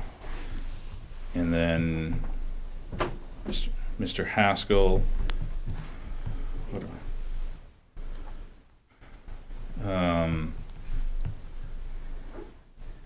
the only other item I have is related to the emergency disconnect, but that kind of goes along with the movement of the proposed entrance. So I guess That disconnect has to be located a certain foot distance away from those solar arrays, right? It's not like it could be at the end of the road. It has to be up close to those arrays, right? Did you hear that one, Andrew? That one I'm gonna need your help with. I was having a hard time hearing it too. So could you? That's okay. Yep. State it for me, Mike. Yep, Chairman LaRue asked if there is a standard for how close the emergency disconnect for the array, how close it needs to be to the array itself for the transformer or the inverter. No, there isn't like a specific like electric code, national electric code that says the transformer has to be, so many feet away from the panels themselves. We like to, just from a constructability perspective and a future potential utility requirement, we like to keep everything pretty close to where the kind of you represent, I believe, Mike, where the hammerhead is. So everything can be there. It can be inside the fence line or just outside the fence line. And we like to have the distance from the array before it comes to the transformer not to be really, really far away, because we can start to have some what they call line losses. It's more of an efficiency of how much energy the panels can produce if it's too far away. So, Mr. Chair, if you're asking, would we put all that stuff down close to the road instead? My first answer, if I'm following what you're asking, would be to say no, because we like to keep everything kind of consolidated, and the access road, has to make sure that, a truck can get up there, hence the reason we went to the fire department for some of their feedback. But that kind of aligns with what the utility requirements are going to be. So I think I'm following what the question is, but if you need more clarity, please let me know. No. Hey, Mr. Chair, can I interrupt? Yep. So, Town of Berwick will require that disconnect to be outside the fence, and that is for life safety for our public safety officials. Okay. For EMT and fire department? Yes. Okay. Okay. So other than that, I guess there's no specific location, so wherever you see is the correct spot. I mean, I understand that the power loss through the lines is an issue, so you want to get the most power you can out. Right. Yeah, and if I may, Mr. Chair, I would just add to that. So once the project moves into the construction planning phase with Central Maine Power, some of that iteration could occur. Again, we do our best at this phase to represent where we would like it all to go. Again, to match up with ease of access and ease of location and future constructability. Could things move around a little bit when CMP gets involved? Yes. But again, we've done enough of these. We kind of know what they're looking for, and we're going to do our best to keep it kind of close and consolidated. But again, CMP, I hate to use this as a pushback on anything, but when the utility gets involved, they have a lot of discretion on what we have to do. But that shouldn't be like a scary thing. It's just that we always try to make the boards know and the public know that we are going to do everything we can to maintain the plan as is with the utility poles or equipment. But sometimes the CMP might say, hey, let's come off of this pole here versus that pole there, or could you move this pole a little closer to the fence line versus on the other side of the hammerhead? And those are just make-believe examples I'm putting out there, but I just wanted to explain that it is an iterative process with CMP once we get with their construction team. Okay. Thank you. Mr. Chair, and you're welcome to point of order me on this one. I've been hearing from mumbles that there might have been a few that I missed, and I know it's not the process and the structure of your agenda, but if there are, I want to answer everyone's questions, and especially now that Andrew's here. So if there's a few that I missed, I would welcome. Maybe not new content, but if someone feels that I haven't addressed their information properly, I don't want. Okay, Jerry, you want to go? I wrote down, as everybody was speaking, I'll go down my list and I'd like to start what you were addressed, and I'll go back Okay. over what wasn't. Better note taker than me. I like it. I do this every day. I think we covered the one about land use ordinance. Yep. Is it allowed or not? Do you want me to speak on it? All right. So, unfortunately, we had, a butter get up and say that it's not considered an essential service. Here in Berwick, that is what we consider it. We got this definition, and we checked this over when the first solar array came to our town. So, essential service is gas, electrical, or communication facilities, steam, fuel, electric power, or water transmission or distribution lines, towers, and related equipment. Telephone cables or lines, poles, and related equipment, gas, oil, water, slurry, or other similar pipelines, municipal sewage lines, collection or supply systems, and associated storage tanks. Such systems may include towers, poles, wires, mains, drains, pipes, conduits, cables, fire alarms, and police call boxes, traffic signals, hydrants, and similar accessories, but shall not include service drops or buildings which are necessary for the furnishing of such services. In our land use ordinance under E, it is solar farm. It's in the R2 zone. It is the conditional use application.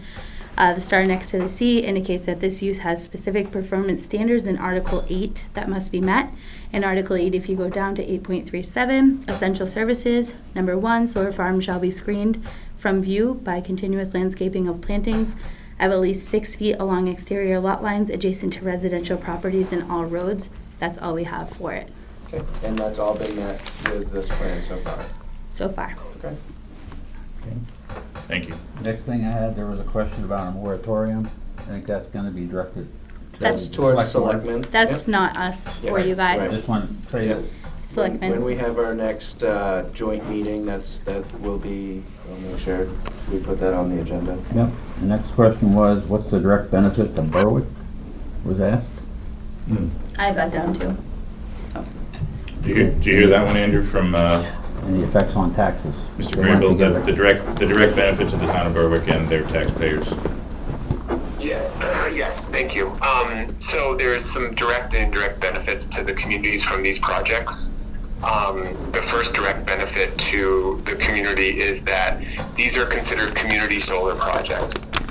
And what that means is, and under the net energy billing program that was passed under the state law for these projects to be built, we are able to provide a discount to residential businesses, towns, schools, industry on their electric bill.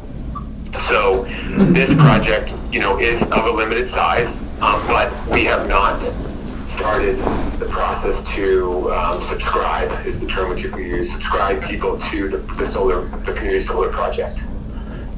So the direct benefit is that, homeowners, businesses, school, town, etc., everybody just stated has the opportunity to sign up and save between 10 and 15% off of their electric bill. That's kind of our standard issue rate structure that we provide to our customers. So that's the direct benefit.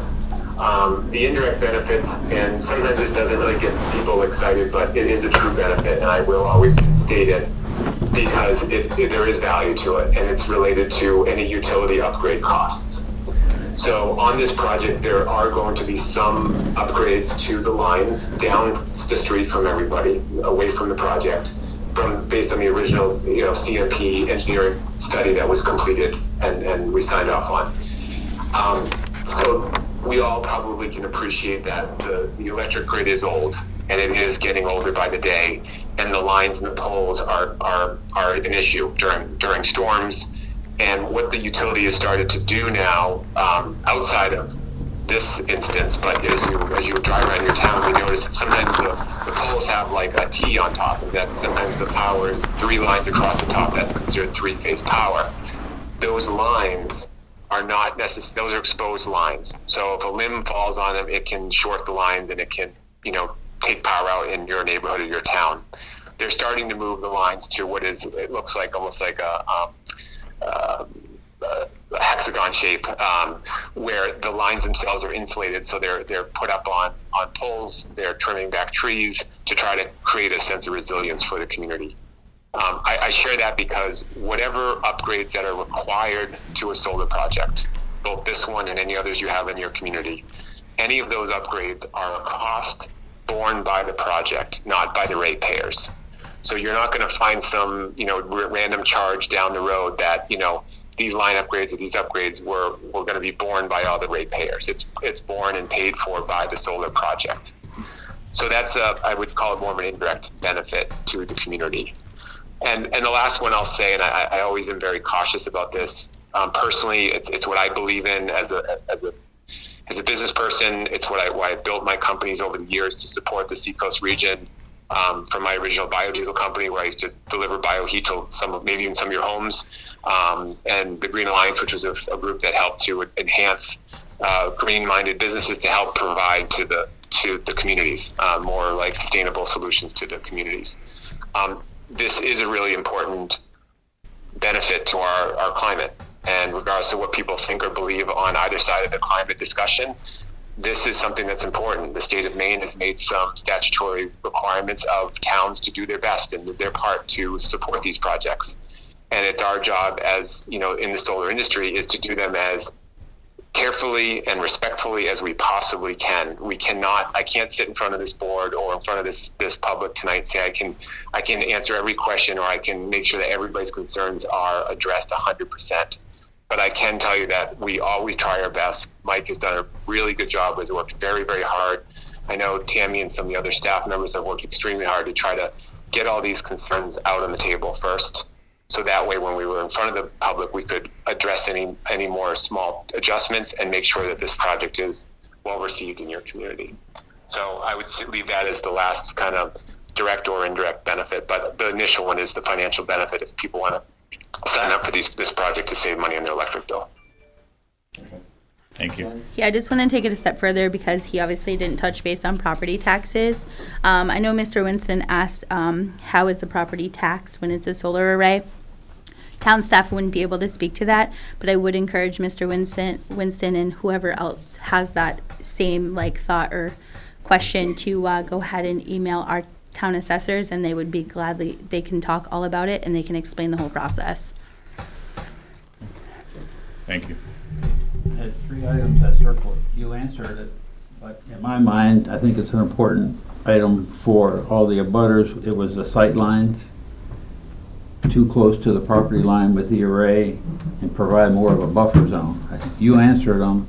I agree with what the public is saying. It's been addressed. The ordinance, does call for, that area to have a screen put up. But I know I can feel the concerns, and I circled those items. I don't know if anybody else wants to talk to those. And the only other items that were on here was the gentleman, I don't know his name, but he talked about functional benefits. I think they just Peter answered Cook. some of that. Pleasing to the public eye. I think that was answered in 2 ways. One, they don't want it out in that front field because of the farmlands, I believe you said. So it's back out of the way, and they try to hide it, and they're going to try and screen it for the abutters. He also called out code in that same aesthetically pleasing. We cannot hold an applicant up in this town because something might not be aesthetically pleasing either. It's not a standard. And his last question was social content of what this is going to do. I don't know if we've answered that by everything what they said and went through, but that's all I have as far as, I don't know. Anybody else have anything? That's good. I think we covered. Yeah, I also, actually, Peter Cook, when you gave your very short but very precise 3 points, it meant a lot to me because those are points that are really important in a community. So we definitely can see tonight with the people that have come here that there is an impact, and they see the impact, and they're voicing their opinions. So I think we don't know what that impact's going to be.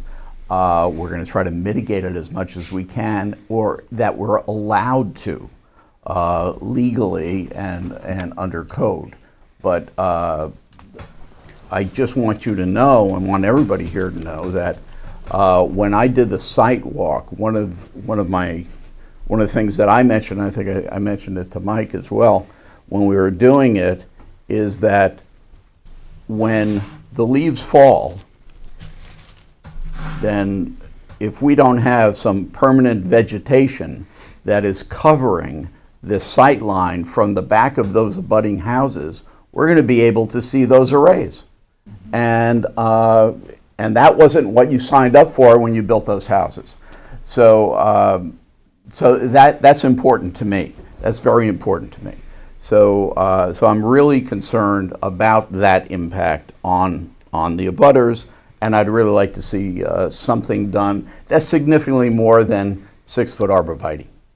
I'd really like to see some real vegetation screen out there that's going to be significant 12 months of the year. So that's where I'm coming from. The other thing that I was thinking of here that I also think is important is that there is going to be an appeal of sorts to the selectmen. And I would like to see that happen before we take any action on this. I think that right now there has to be a review by the selectmen for how they feel about this, whether it's a moratorium or what have you. Unfortunately, moratoriums don't take care of things that have been applied for first. So, so you're probably going to not be included in a moratorium. Yes. Point of order, moratoriums aren't to be discussed by the planning board because they don't initiate them. The Board of Selectmen do. That's right, and that's why I'm saying that I think the selectmen must talk about those points. I know that Steve Clement had some very significant issues with legal matters and that sort of thing, and I'd like at least a meeting of the selectmen where they get a shot at looking at that before it comes back here and we take action. Mr. Chair, you can email Patty Murray, the town clerk, and be placed on the agenda for the next Board of Selectmen's meeting. Okay. I believe it's next week. Next Tuesday. Yep, but you gotta get it in tonight. I'll be there with you.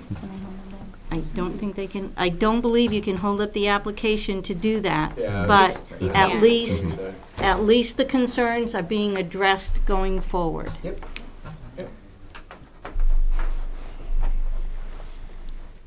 Mr. Chairman?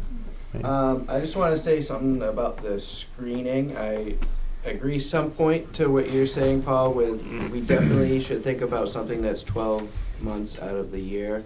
But at the same time is we have these set guidelines, and if it's 6 feet of trees and it doesn't specify the exact trees, I mean, that's something that I would feel that you would have to address.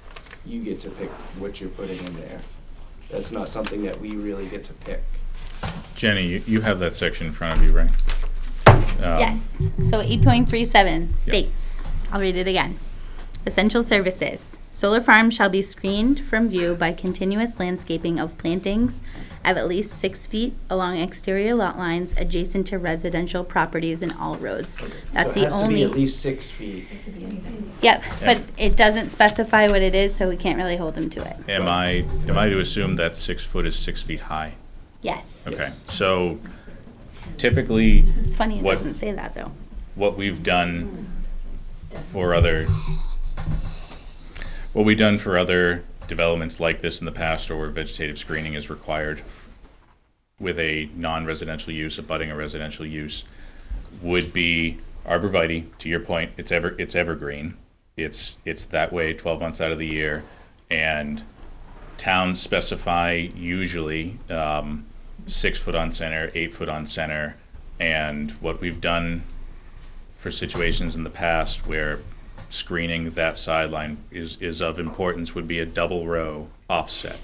Okay. So that's something that this is an important issue. I want the residents of that development to, as much as is practicable, think that there isn't something back there. It's a quiet neighbor, but we don't want them to think it's a neighbor at all. So if it's a double row of arborvitae at 6 foot on center, and we want to have that as a condition to satisfy that 8.37, I'm fine with that.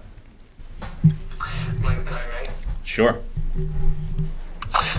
So we've dealt with this concern in the past on a handful of projects over the years, and I'm agreeing with all that what Mike has shared. I might just offer one other suggestion that might make sure that the neighbors feel that we're not just appeasing them, but we're actually trying to work with them.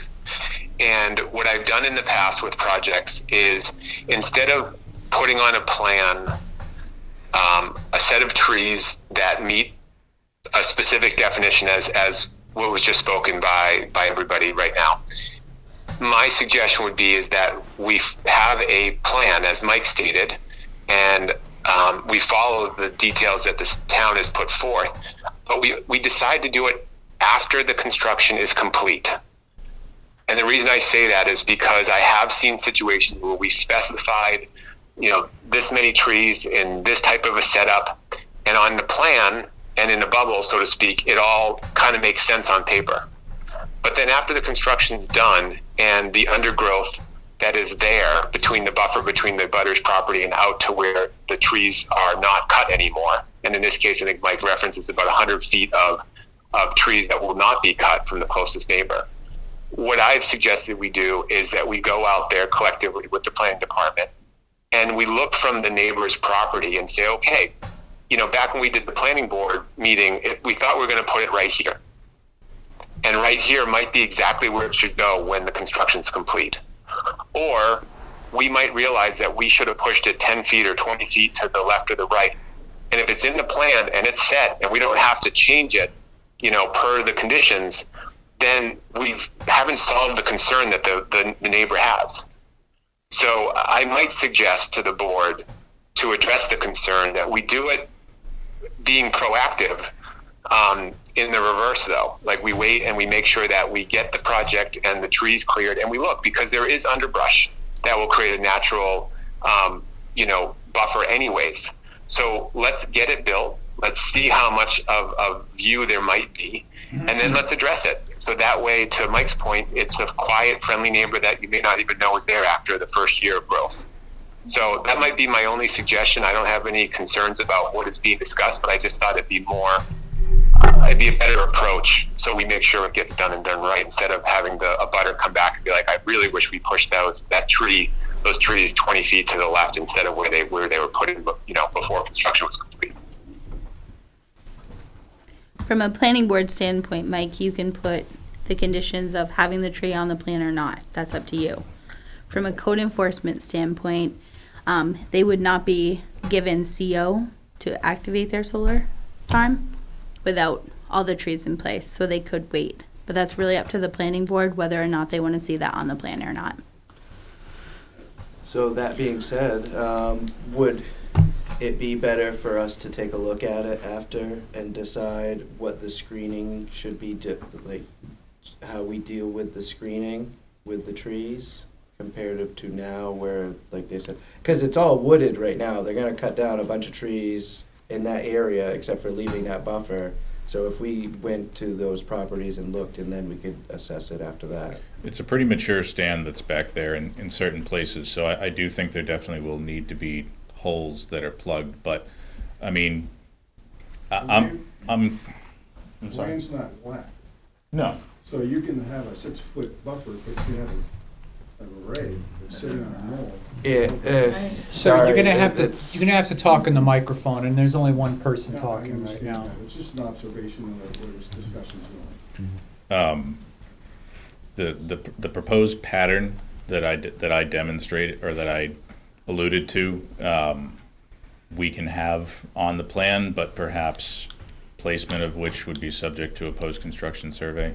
Okay. Or post-construction site visit by code enforcement, abutters. And planning. Okay. What have you. And Mike, just to add on to that, I don't know if this is even worth the consideration, but I have done one project where we actually took that strategy, but we put the actual trees on the neighbor's property, so we could get as close to their property as possible to make sure, again, it's a little outside of the definition, but, again, trying to work together to make sure that this concern is addressed. My experience is that 100 feet of natural trees Just staying doing an there application on your property. will cover most of it, but filling in some holes is the appropriate thing to do. And sometimes if we bring it right up to the property line or even onto the abutter's property, we've done that before. Yeah. So I'm just, Yeah, again, throwing out don't be suggestions don't be out. planting trees on neighbors' properties. That's understood, Andrew. Yeah. Thank you. I think another issue that we need to understand is what are we doing about the access to? Is it going to be off School Street? Is it going to be off Heritage? I think looking at the condition of the road on Heritage, it's not in great shape right now, and I'm concerned about what all those construction vehicles are going to do to the road. So there has to be some accommodation, either if it's on Heritage, what that's going to look like, and how that's going to be remedied. And also, I'd certainly like to see if we can still get that application that you put in, Mike, approved to come in off School Street. If I can piggyback on that, I know you brought up, you're running an underground utility line to one of those points. Did I hear you correctly on that? Yeah, so the service needs to come from a place where three-phase power exists, which is off of School Street. And that's going to require quite a bit of excavation and development within itself to put the underground line in. So, and I understand it's more expense for your project. However, if you're already excavating and you're permitted to excavate through what could be the wetland, or why not just build the road up and then have a secondary access for the road, because you're already in there with heavy equipment. I completely agree with you. It's getting the state to agree. It's I gotcha. getting the temporary permission for Okay. now. Okay. And then it would have to be, like you were saying, it would have to be okayed that they would have to be able to use that road even if the town didn't adopt it right at that, if it wasn't January 2024 and it was February of 2026, that they're still, okay, Tammy. I've done a lot of research on it, and as of today, what I've been able to find is that the town of Berwick is in line to accept Route 9, which is School Street. The only part I don't know is if it's all of School Street. But with having the applicant request the temporary access for the construction portion, they don't have all their permits from the state yet, so they've got to wait for those before they can get their building permit. So even if it's a month down the road, that puts us closer to Maine DOT, coming in. In 2023, we're slated to have Route 9 looked at. If it needs to be repaired by the state before the town gets it, that's where it will go. They will be repaired. The earliest the town could potentially get it is 2024. So if he can get the temporary access for the construction piece off of School Street, by the time that gets done and before the CO is issued, if the town is allowed to accept it, if the town is given permission to accept it from the state, this is all hinges on the state. Mm-hmm. And as you know, we can't rush the state process. We've been trying, but it just doesn't work. There's a chance, and it's a good one, but there's a chance that the town will own that portion of the road. If the town owns that portion of the road, they can grant them access from School Street. On the flip side, though, if the state still owns it, he may be able to still get the temporary access, he may be able to extend it, or they may consider it, because of all the excavation that's done, all the underground lines, to have the permanent access, which would decrease, like you said, cut down on the wetlands, cut down on Heritage Drive, cut down on the main DEP permit for the culverts on Heritage Drive. This is about all I've done all week, is research all of this for this meeting tonight. So I'm hoping that, as we all know, the state can change its mind, but I'm hoping they're gonna start letting the towns take over the state roads for maintenance and just become a state-aided road, which means the towns then have more jurisdiction over the roads. Because as a state road, we control none of the speed limits.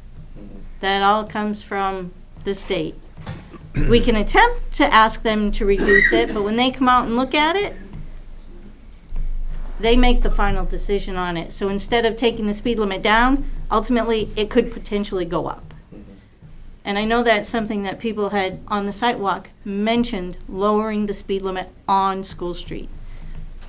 I know I would love it because I like to follow as my age gets older, I like to follow the speed limit so I can see what's going on around me. Hence, a slower speed limit to me is better.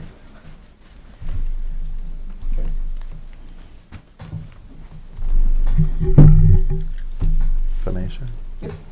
So, how long has New Hampshire Solar been doing these farms? Did you hear that, Andrew? One more time. How long have you been in this business, NH Solar Garden? For 12 years, since And how many- 2010. In that 12 years, how many have you decommissioned? None. Okay.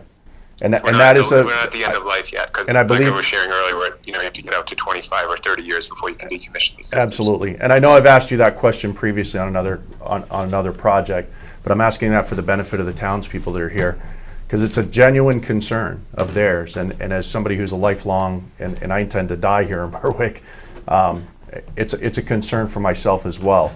But for the townspeople that are here, I want you to understand that everybody sitting behind this desk is a volunteer, and we have done our due diligence on a lot of this stuff, because I know I had to get a quick education on solar as we were approving these. And even before Chapter 34D of the main regulation came out, we as a board were requiring any new applicants to set up a surety bond. And that was before the state ever said you have to do this. So we have been very proactive.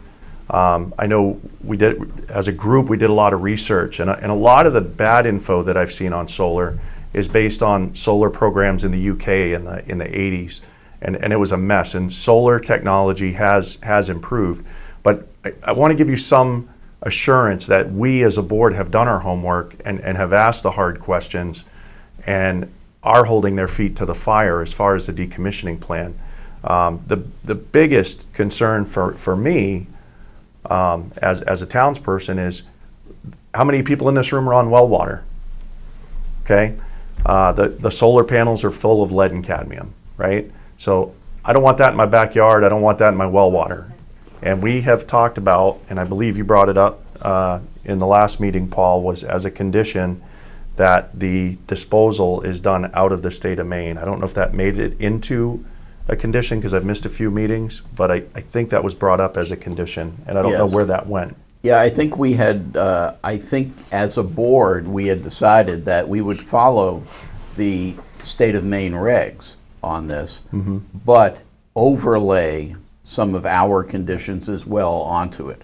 So I think we did that, and number one, it cannot be disposed of in any way, shape, or form in the town of Berwick. Okay. At any of our transfer stations, landfills, or anything, and the preference is that it be out of the state. Okay. And the last, And Mr. Chair, I don't have any concern. I don't see any concerns with that, like overburdens and like making the project overburdened by those requests, because again, there is a decommissioning requirement by the state. There is an EPA process that has to be followed with these type of recycling and or disposal of this type of equipment. So, I respect the concerns that the board is bringing up, and I support them. I think that, they're between the state and the federal government. There is a lot of oversight on how this is going to happen in the future. To add that in as a condition, I don't see it putting a burden on the project. So if that's something that gets people comfortable, again, as I said earlier to everybody, I can't answer every single question. I can't make sure that every concern is 100% addressed. We can do our best, and if we look to the EPA and we look to the state DEP to make sure there's requirements so this doesn't happen, we support it. But as far as anything getting into your water, there's no liquid in any of this equipment.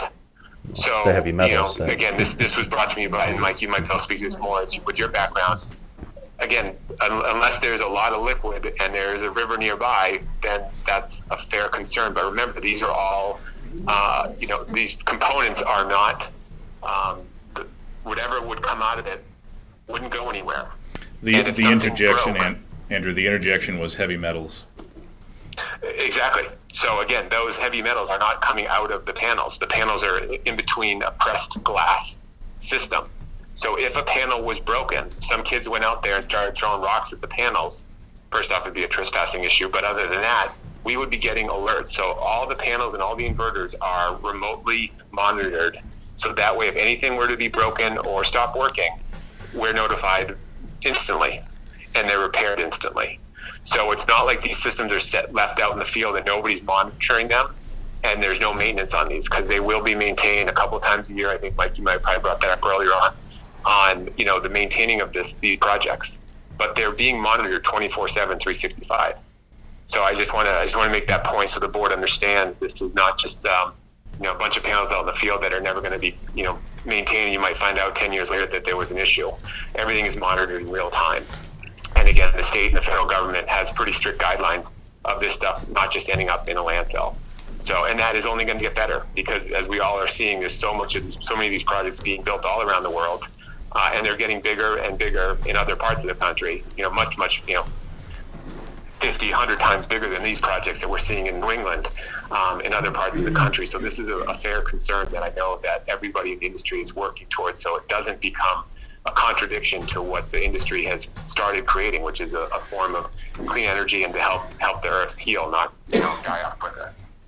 And just one last question, if I may, Mr. Chairman. Correct me if I'm wrong, but you did mention that we were 3 to 5 years out from CMP developing better infrastructure, i.e. a substation that would support more electricity. Did I hear you correct on that? Yeah, but they're not incented. They wouldn't pay for it. I Another understand. solar company would have to pay for it. CMP wouldn't be required to upgrade the substation unless it was because there were more homes being built or more industry being built in a part of your town that required the infrastructure to be upgraded, and then they would do that, and that would be passed on to the ratepayers, not anything related to the solar project. I gotcha. Okay. Okay. I misunderstood. Thank I think you. it might have been 3 to 5 projects, potentially. He said that you guys are the last one for this train, the station, so. Right. Okay. Jen? I'm just going to piggyback on what Phil said a little bit, and really just speaking to the public on this. And this application is the one on the table, so we'll say that it goes with this one. Tammy, myself, and Mike met last week, and we talked about how our standards in here in the town of Berwick are minimal, right? And we talked about getting together and writing a set of standards for solar moving forward. And every application that comes in, we all take notes on different things that need to be in that set of standards.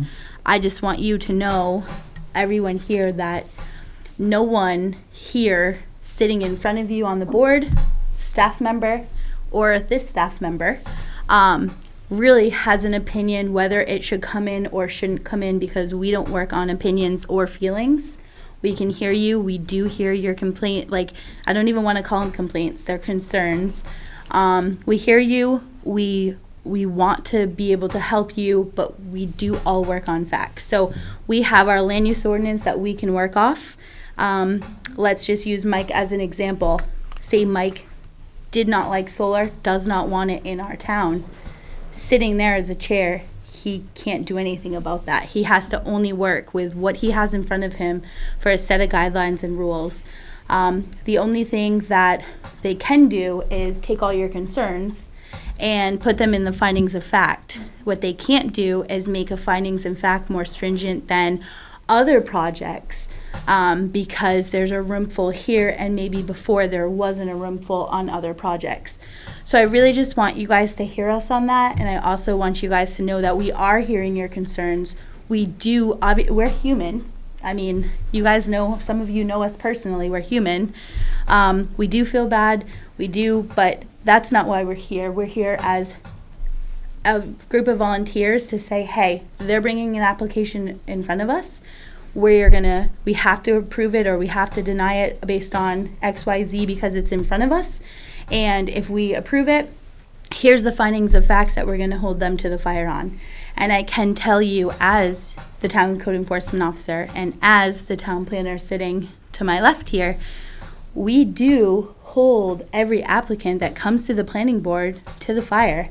We don't issue CO unless all of the findings of facts are met and they're ready to meet them, down to a washable throw rug, you know, and that came up recently. So I just want you all to know that we are hearing you. So don't feel like if this gets approved and goes forward, or if it doesn't get approved and doesn't go forward, that your concerns were not met, because we are hearing you and we are listening. It's just how this works. I'll say Dave and then Paul. There's already one solar farm in Berwick, correct? That's the one on 236. Three. There was three. Three. Yeah. Okay, so those were put in probably in the year that I was off the board, okay. Yeah. All right, I'm thinking of the one that's on 236, that's Les Bodwell owns. Okay. Where are the other two? Hubbard Road and Hubbard Sophie's Road, Way. Sophie's Way. Hubbard Road and what Hubbard else? Road and Sophie's Sophie's Way. Way. Sophie's Way. Yeah, one of them just changed names at the last meeting. You Yeah. approved that name Right. change. Yeah, Yep. yeah, okay. Yeah, I just want to follow up so we can finish that, the discussion on decommissioning. And prior to the state doing anything about decommissioning, we had said that not only would we require a bond, a letter of credit, cash, some sort of deposit, in the visible deposit, but we would also require that we had 5-year lookups on costs, so that we don't wait 25 years and find out that, you know, today's dollar isn't worth what it And that's was it. 25 years ago. It's in the state law too. So we definitely are not comfortable with just putting it up front and then waiting and not having enough money to cover it down the road should it get decommissioned. Yeah, if I may, Mike, I think it's one of the board members. Sorry, I can't see everybody, but that's an absolutely fair request, and that's what we're doing in other towns that we're working with. And I actually believe that is maybe even a requirement. We haven't gotten any of our projects to the point we have to submit to the state yet, because we're still in development on a couple of them. But I believe that it might even be a requirement of the state, if I'm not mistaken. You're getting nods, it is. It is. Okay, good. So we're perfectly fine if that's a condition. We have no problem. We understand that. The cost of recycling the steel today might be much different than in 15 or 10 years from now. And again, we appreciate that should be looked at regularly, not just thrown on a shelf and collecting dust. Thank you.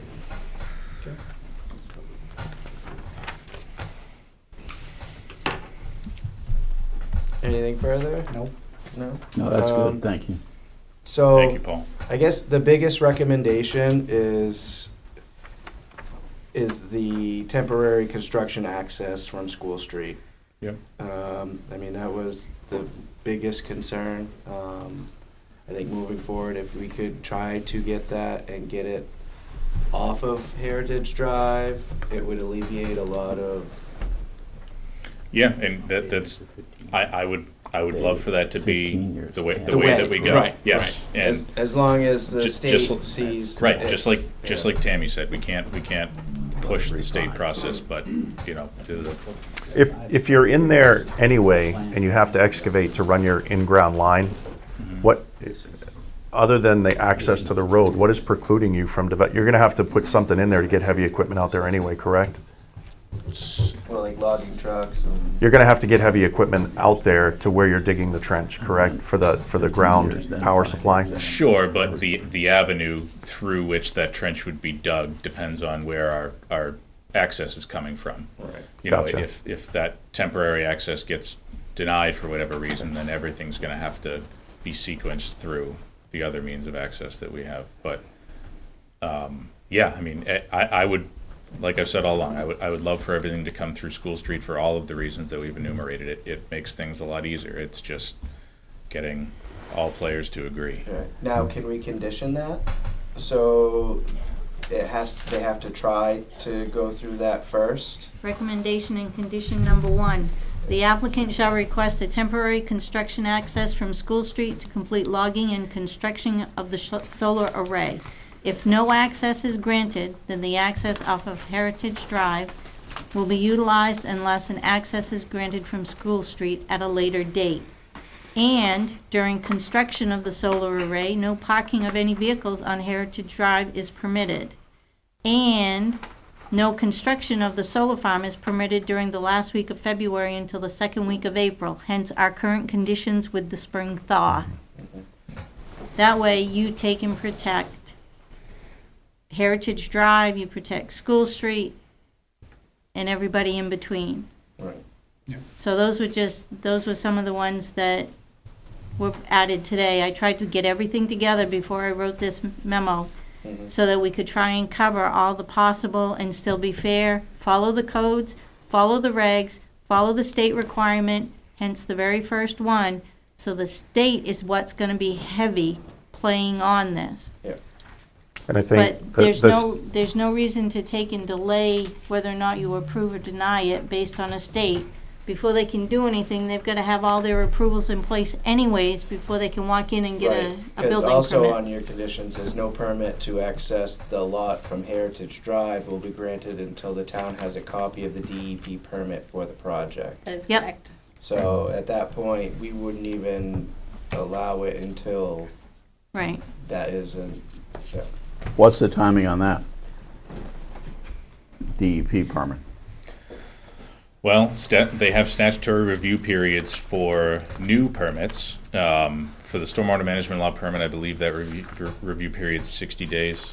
But, you know, in the hypothetical where an amendment to the easement that currently resides beneath Heritage Drive is required,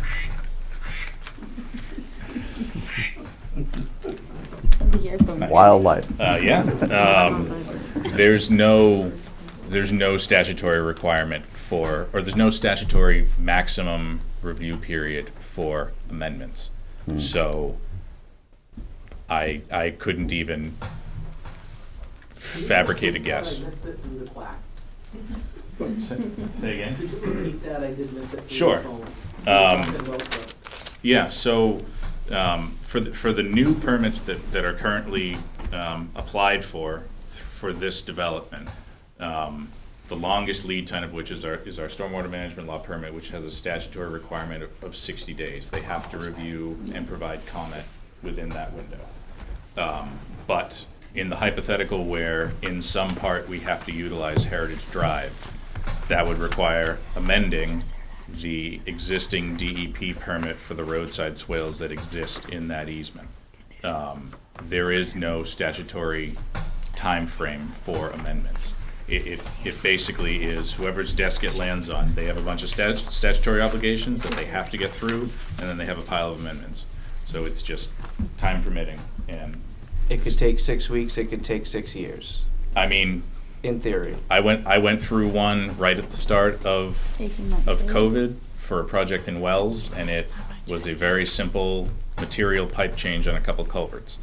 And that amendment took months and months. So it's something that's understood, and we agree to it as a condition of the approval. So that's just another part of the lead time. Mr. Chair, we think it's 18 months. 18 months? is Pretty the- sure that's the okay. state of Maine. Okay. And if we don't already have it as a condition of employment, just as I'm reviewing the state law under 3495, Do you say employment? number No. 3, talking about the update. The plan requires a financial assurance to be updated every 15 years after approval of the plan and no less frequently than every 5. Just so we have parity with other projects we've approved, I would like to see every 5 years from the Yes. get-go. Yeah. And that's projected in future dollars. The projected Yeah, decommissioning. that speaks to the That's a look little of the more ball mentioned. stringent than the state law, and I think that's fair. I'm all for the sake of, I understand that you guys were ahead of the state in that regard, so I'm all for parity there. Okay, great.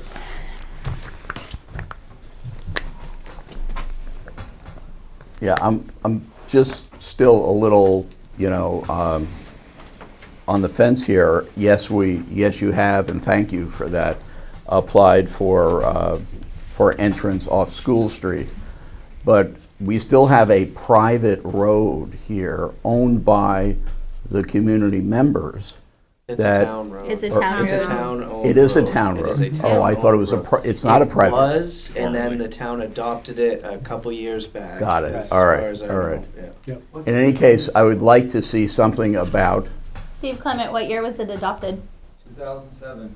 He knows. thank you, Okay. Steve. Yeah. So it's been for a while. Yeah. So what I'd like to see is something about maintaining that road in the condition that it is in should the school street entrance not be approved. So just to let you know, the town would require a maintenance agreement for that road. They have to leave it as they found it or better. Thank And you. we would require that in writing. Okay. Yeah.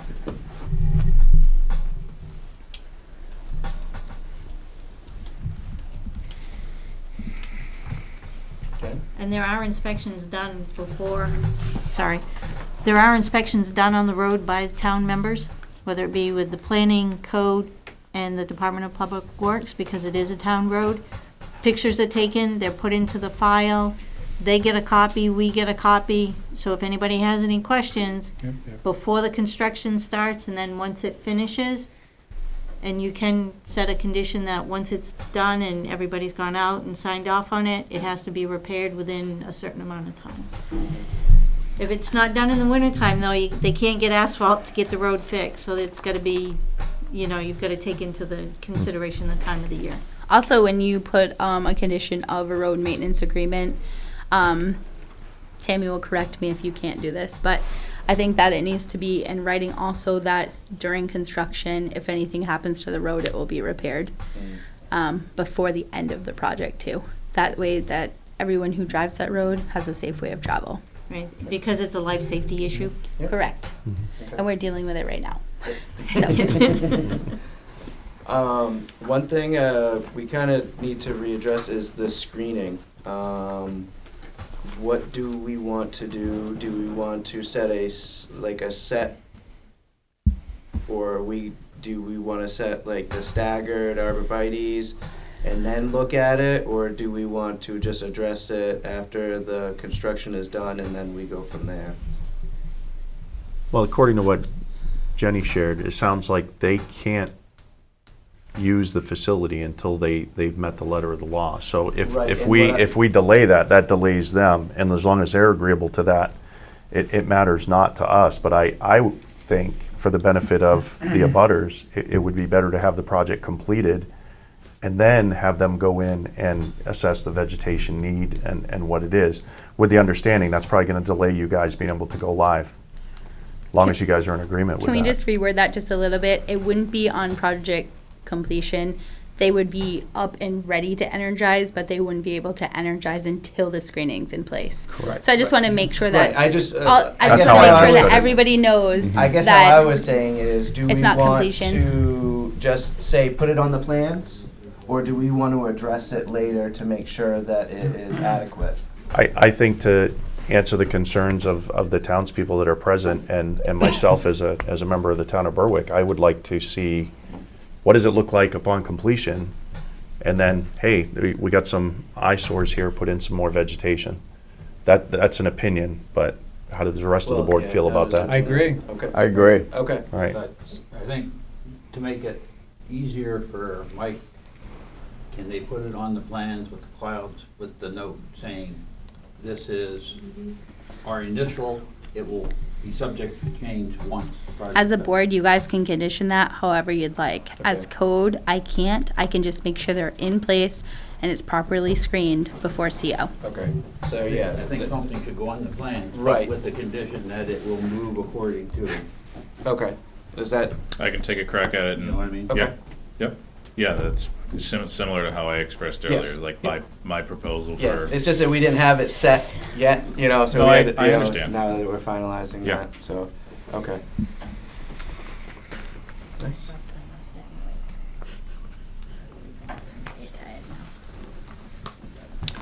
I don't have anything else. No? So now the what is it, the actions taken now are, if we find this complete, No, if you accept it, if you condition it, if you want the conditions per the planner memo, if you wanna, I've already added 2. a note on the prefer out of state for the disposal, for the disposition of, and they've already said that they usually take them out of state anyways. Did we But say could out of put- state or out of town? I'm sorry. Both. Both. Yeah. Well, Definitely I not in understand, Berwick, but not in the state of Yeah. Maine. And Okay. then the 5-year review from the previous minutes, but Yeah. if you want any of these items on this document to change, I guess the next part would be the screening. We would yeah, add you can that, add the condition. screening, yep. Mhm. The screening will be placed on the plan. Yep. With note, that could change. Yes. That could change locations. Yep. Because like he said, you get out there and they see a huge tree, they may not want to take that huge tree down. They may want to take and move sideways to put, or angle it a little different with the fencing and, you know, because you can't put fencing exactly where it is on the plan. You got to watch for what's on the ground too. Mhm. So, yeah, and Mike's really good. Mike checks with me a lot regarding the plans he's working with. So. All day lately, it seems. I know you have a good one, Steve. I'd just like to make a statement of the concerns. Okay, Come just to the- one, yep, come to just the come to the mic. podium and come make yours. All right. Tell us your Steve name. Clement again. Folks, I've been involved in several land improvements over the years. It's one of the largest meetings we've ever had down here. We had 19 concerns that took several meetings to address professionally. And I don't know about you guys, but I don't think everything here has been answered to what we want to hear for, it was verbal, on a phone, not by professionals. I mean, there's several things here with the wells and the water. There's so many things in 2 minutes and 4 minutes that we didn't get to. So I don't see how you can make a decision on this until there's more time spent on the concerns and how they're answered. That's all I want to say. Thank you. No. Okay. Yep. So now it's up to the board to make their decision if they want to approve, deny, move forward, table to think, table to consider, and wait for Maine DEP to come back, but that's at a disadvantage to your applicant because we can't control Maine DEP or DOT. They can't move forward without the state approval anyway, correct? Correct. So we're not really hindering them in any way. Right. But you need to make an approval Mhm. because if you table it, if Maine DEP calls me and says, do they have approval because they're checking on their application, I have to say, no, the planning board tabled it. Hence, they go back into the lineup. Now they're out another, how many months? And like I said, when Jenny said, we have to go by what's in the ordinance, this is what my opinion doesn't matter except when it comes to that ordinance. Tammy, is that exactly how it works with the state? The state will call you and say, has it been approved by the planning board? I've worked a lot with the state on some of the different plans, and when something kind of, I don't know if hinky covers the description of it, but hinky, yeah, hinky, a unique way of doing something, they'll call me and ask me if this was actually what was presented to the planning board. And that comes from having dealt with a lot of the state people, whether it be DOT, DEP, whether it be from the folks up on John Roberts Road for Maine DEP. I used to know all of them up there, but they've all kind of gone on to different things. So can you correct me if I'm understanding procedure? I want to make sure we're procedurally correct. If we say conditional awaiting Maine DEP, that gives us a little more, possibly gives us a little more lead time to also get some issues addressed before the selectmen, or no? Or is that a totally separate issue? Totally separate Okay, issue. okay. Because the applicant is already in front of you. Right. If you go to the Board of Selectmen and they institute a moratorium, it does not affect this. Understood, Their application's understood. already come Correct. to us at this Understood. point It's there. just like any ordinance change that you want to make, whatever is before the board at this point in time does not, they may not get Excluded it. from the new. Correct. Yeah. Thank you. So I guess now there's a motion for completeness. I would like to suggest that there's been an awful lot of information thrown out here today, an awful lot to consider. And just for me personally, I'm not prepared to vote on this. I'm just not. I'd like to see it tabled for a couple of weeks, and we get an opportunity to dive into this a little deeper, and maybe have an opportunity to hear from DEP on the temporary road access or other issues. And I'm just not ready. Would I that, agree with you, what you're saying. We're not Not gonna get yet, anything Andrew. back from the DEP in 2 weeks. Yeah, probably not. Guaranteed not. 2 months, maybe? Yeah, but what I'm saying is, I would like 2 more weeks, for Yes. me at least, to take a look at these issues. And hopefully, we'll get a miracle from DEP, but Right. you know better than I, Dave. Right. is there a venue if we do that to address any additional concerns beyond what was brought up today virtually through, is there even a provision for doing that? If the concerns came through you, I know that's a lot. Well, the concerns would have to go to the Board of Appeals. Okay, understood. Hence, which Okay. does come through me. Okay. I want to make sure They we're can hearing appeal everybody. planning That's board, right? my They can biggest only- concern, is that we are giving people the opportunity to. Can I correct her? Yes. Well, it's not your decision. As soon as they pick up a building permit from Yeah. code enforcement, that's what they have to appeal. Okay. Yeah. They cannot, no one can appeal your decision. They have to appeal mine Yeah. by right. law. And that's one of the appeals, the ordinance changes that the Board of Appeals is looking at, to give the community members more of an appealability to a planning board decision. My But it's not in the concerns ordinance. are mirror Paul's in that it's a lot to process. But beyond that, we limited people to 2 minutes. It's an important topic. It affects a lot of people. If there's an avenue for us to, 1, get smarter on the issues, and 2, do our due diligence. Our job here is to listen to the townspeople and make decisions based on input from the townspeople. You have to make your decision based on your ordinance sitting in front of you. Understood. And like I said, Okay. Can't use feelings in this. It No, has and to it's not be feelings, but if somebody, if it's dry. muddy to me, Yeah. and I'm very well read and well researched on Yep. this. I've really hit the books on this because I had to get smart on it really quick. And if it's still a little muddy to me, I feel like maybe we haven't done our due diligence, and we haven't done our due diligence for the town, and that's. I agree, and we do not have to act tonight. Yeah. So I would like to make a motion to, whatever is agreeable Table. for the board, to table it so we can have a little bit more in-depth discussion and wrap our head around it a little better. And I will second that. Hold on. Okay, so I kind of want to go off a different subject before we start voting on this. Okay. Well, I second it. Okay. Well, Sorry. there's discussion on the motion. I Discussion on have the motion. something else to add to this before we, Okay. if possible. Yeah. Okay. Mr. Chair, you might want to have Phil remove his, You want to remove withdraw your motion. I will until- withdraw my Okay, motion. just give me 2 minutes.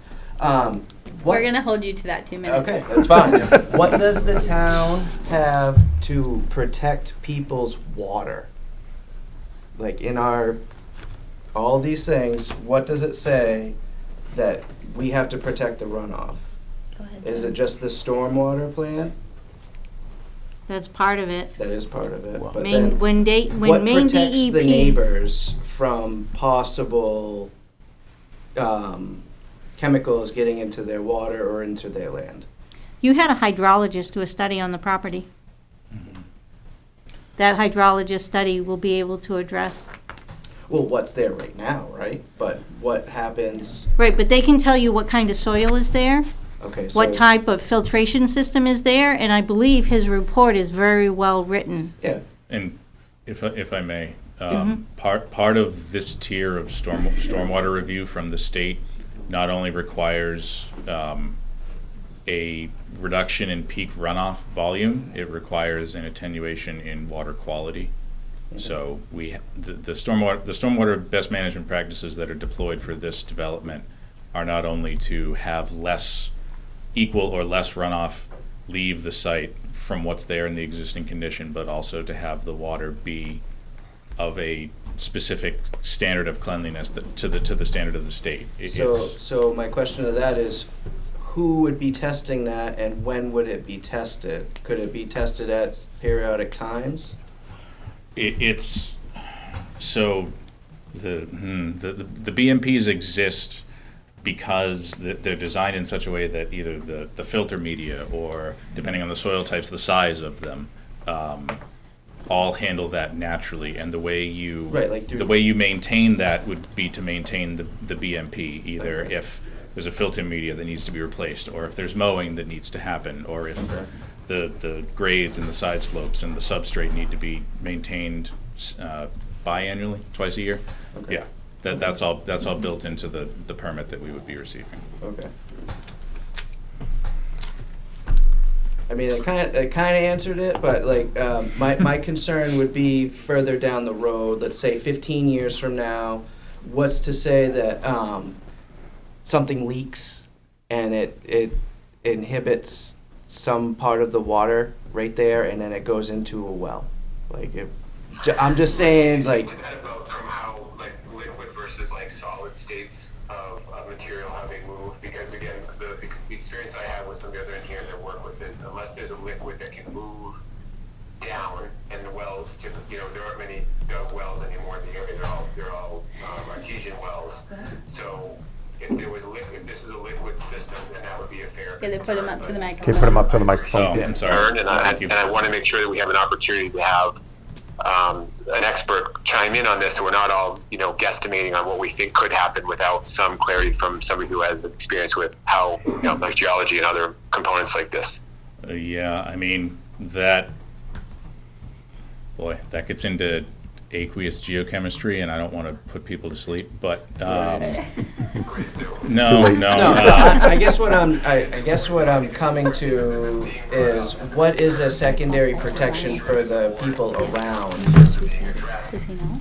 And I want to make sure that we're basing some of these decisions on the facts, not on opinions that we don't have anything to support it yet. So I think you do have value in that conversation because your background, if I'm not mistaken. That's Okay. understood. So I'm just going to give an example. So one of the things that we do with commercial cannabis in our town is anything that's on the commercial, we have tanks of that hold their runoff, and those runoff get tested, and then it goes and gets disposed. So that is our way of protecting the neighbors. Is if there's any added chemicals that we don't know, or like, just say another heavy pesticides. If there's a lot of saturation in that's going to affect their topsoil. Yeah. So. Andrew, I got it. Yeah. Sorry. So within the general notes for this, and this is standard for all the projects like this I've done, all of the maintenance of the meadowed areas and all of the snow management is going to be exclusively mechanical in nature. There's going to be no pesticides. There's going to be no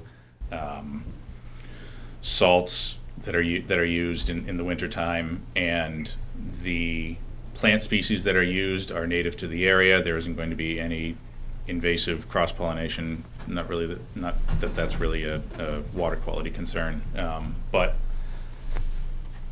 I guess to go back to your comparison to cannabis, I mean, policy from the state and policy from the town affects how robust our best management practices need to be. I certainly don't want to say that this type of development needs to have as stringent of monitoring. Right. But I mean, really, the end all be all would be the state has determined that these X, Y, and Z BMPs are sufficient to handle everything from a runoff perspective for this type of development. Yeah. And is there a secondary fail-safe to that? No, because you have to provide surety that this primary BMP, the BMP, is being maintained throughout the life of the project. Right, and prove that it's working. Yes.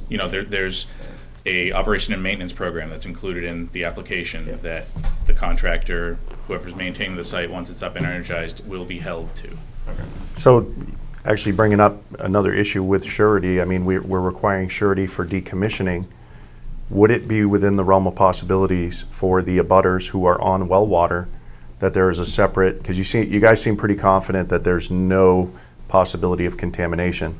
So why not set up another surety bond for the abutters specifically and any new abutters, that if they have water contamination and it is directly from the site, that money in the surety is used to remedy that.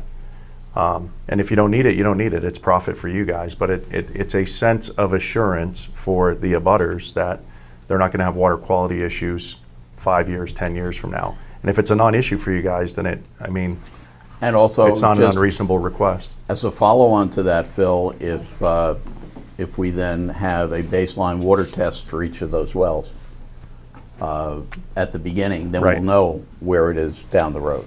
Hey, Mike, I'm not sure you can ask for a surety bond for that. That No. might be something you want clarification from town attorney on. Understood. Have we Sorry, ever I didn't done mean to no, overstep. I think, nope. I didn't mean to overstep. I don't think you did. I think that's a great idea. I just don't know if you can really condition that, but if you could, that'd be great. And that's probably another reason to, let's We move haven't- this one down the road a little bit, because I need more information. Yeah, we haven't done these for the other solar farms either. All but Correct. one, right? We've done it for two. No, you haven't done any water. Oh, no, but I mean the surety bonds. We've done surety bonds for the. Only for the roads, because they were on a private road. Right. Yep. Okay. So No, I we're meant for the, opening up- oh, yes. It's So a we're new, opening up a whole new different can of worms with this Correct. application. I see what you're saying. but this goes back to, we need to have a checklist for these projects moving forward, because We it's just do. so many moving parts, and Unfortunately, it that's something wouldn't else hit we'll do. this, it wouldn't hit this project though, and that's what we discussed the other right. day. But this is all moving towards Right. that. Correct. Right. Yep. So, We're keeping a list. And the plot thickens. I just Is wanna there a remind you- motion now? I would like to make a motion that we delay. Point of order. Is Yeah, it? he has the right. He can, What- you can, if he has another question, by Robert's rules, he can ask for point of order to ask that question. okay. Because he is the applicant. Go ahead, Andrew. Tammy, I think this is for you, Tammy, just so I can understand what I think I'm hearing. What I heard from you, and I believe it was a code enforcement officer, the job of the planning board is to make their decision based on if we've met the ordinance. Correct. Is that correct? That is correct. Okay. And the town has already approved other solar projects, correct? Correct. And are we being held at a different standard than the other solar projects? No, you're not. So we have the other projects that have been approved by the town. What's I guess I'm trying to understand what's different of our application. There's nothing May- different with may your I? application. Your application is actually right on track. We don't approve these applications the first go around. It might take a few meetings till we have everything answered. These are, it's like medical marijuana. It's like recreational marijuana.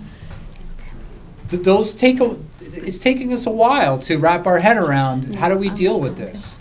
And solar Could I ask farms how are another many thing. meetings the other solar projects took to be approved? I just don't know. I'm just curious. So that, if I can address that, and I mean you no disrespect in saying this, but our job is to do our due diligence per the regulations, per concerns that would affect our town. And it's an evolving process for an all-volunteer board who, we volunteer our time to do this, but not only that, there's a lot of homework that goes with this. When I go home, I'm getting on the internet, I'm digging in the books and trying to find out these things. And as it evolves, it's an evolving process. So to answer, concerns arise. new concerns are being brought. So in the interest, and once again, we have to get clarification from the town attorney if it's even within the realm of possibilities, which leads me to, I will be making a motion to request more time. Are we within right? You're telling us that there is no issue with the well water for the abutters. And if that's the case, then why would there be any apprehension whatsoever if it is legally allowed to have a surety bond for the abutters for their well water? Because the apprehension is what's raising a red flag for me. And if I may, could you maybe outline to me, because there's been a lot of discussion tonight, and obviously I was unable to be a part of the first part of the meeting here, so I'm trying to catch up. Could you summarize what the main items are? And I strongly suggest that you get some advice from town council, because we've been through this with some other towns, and that was a smart decision, because we don't want to. The town doesn't want to create exposure for itself, and we want to work together with the town. And I'm not. I don't want to turn. I don't want to turn the conversation sour, but hold on a second, Andrew.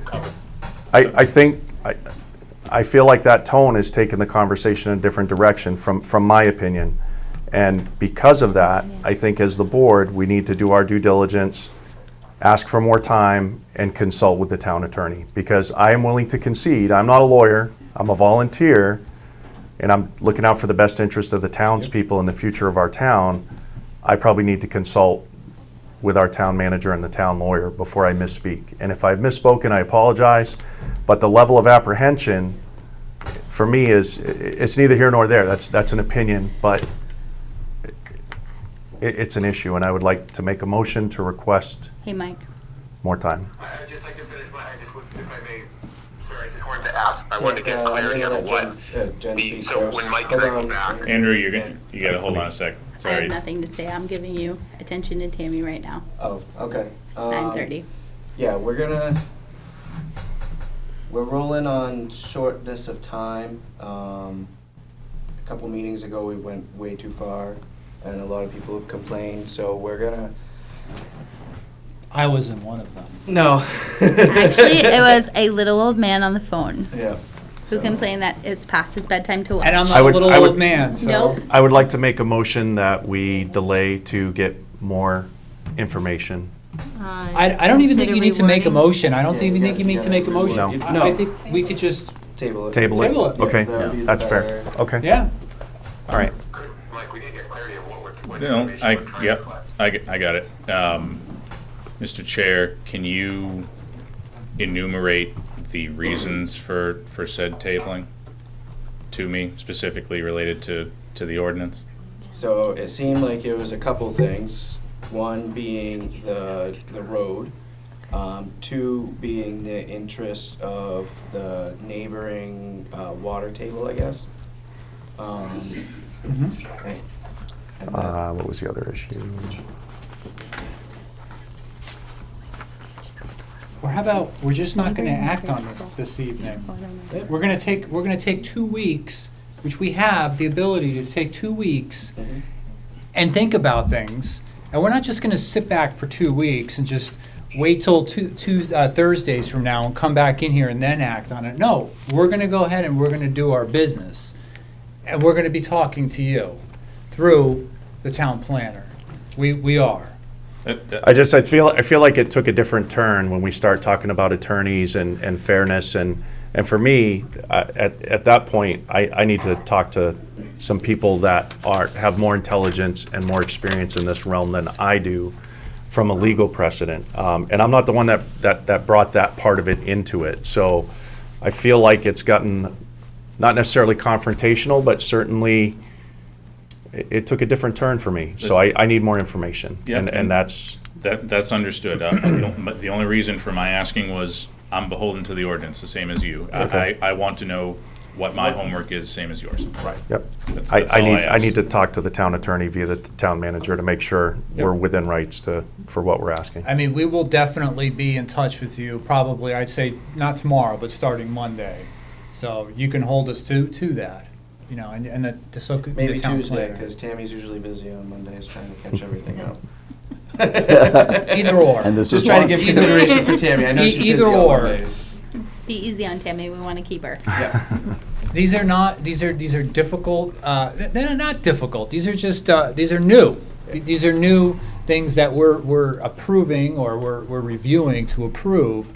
And there's just a lot of questions that we have, such as marijuana, that's one thing. And, you know, with this project is another thing. Yep, And I it's just- understand that. Yeah. I just, That's I a good don't time. I don't want to be in a position where the genesis of what you tasked me with doesn't happen until the next time I'm before you. Right. If that makes sense. Correct. Like, I want to have something that I can act on as well in the interim. Yeah, I can tell you that that we will be talking, you know, through the town planner, well in advance of 2 weeks. We're definitely going to be talking and getting some answers. And I mean, we want to see what we can do. You know, whether or not this could be approved or not approved. That's it. You know, I'm not saying that it's going to be approved. I'm not saying it's not going to be approved. Understood. There's just a lot of different things that we need to digest, because it's a newer option that we have here in Berwick. Okay. Mike, if I may just make one last point. Mr. Chair, is that all right? Is it going to be adversarial? Very quick, very quick. Come on, Phil. Yeah, so Mr. Chair, I don't want this to end on a negative note. There's been a lot of concerns that have been brought up tonight, and I feel like we've done our best to address all of them. I respect that there are some outstanding issues and concerns that we all need to get clarity on to make sure that you as volunteer board are making good decisions based on the ordinance. And all the hard work that your staff has done prepped you to be able to make that decision. But it sounds like there's still some outstanding issues. So, you know, I didn't want to turn it that way. I just want to make sure that we don't get lost in some of the details of what we looked up on the internet that might tell us something that may not be an actual fact. And I want to make sure that we do our job and to support what Mike said. We will, if there's some of these bigger questions you're asking of us, we need some time to be able to come back to you with a good, sound response. So I appreciate Absolutely. that you guys are willing And that's to a get fair the assessment, attorney but involved when- right away, so we understand what the concerns are, what areas of the ordinance that we are I've been not on this able to board. quite- This is actually my 7th year on this One board. second, Drew. From there, we can move He's forward. still talking. Still talking. No, I know. Yeah.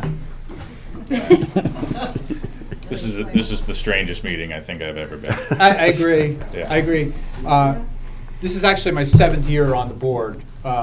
So I'm the senior most member on this board, and this is one of those topics that you know, you and your applicant are not being treated any differently than any other applicant for this, than the other 4 applications for this.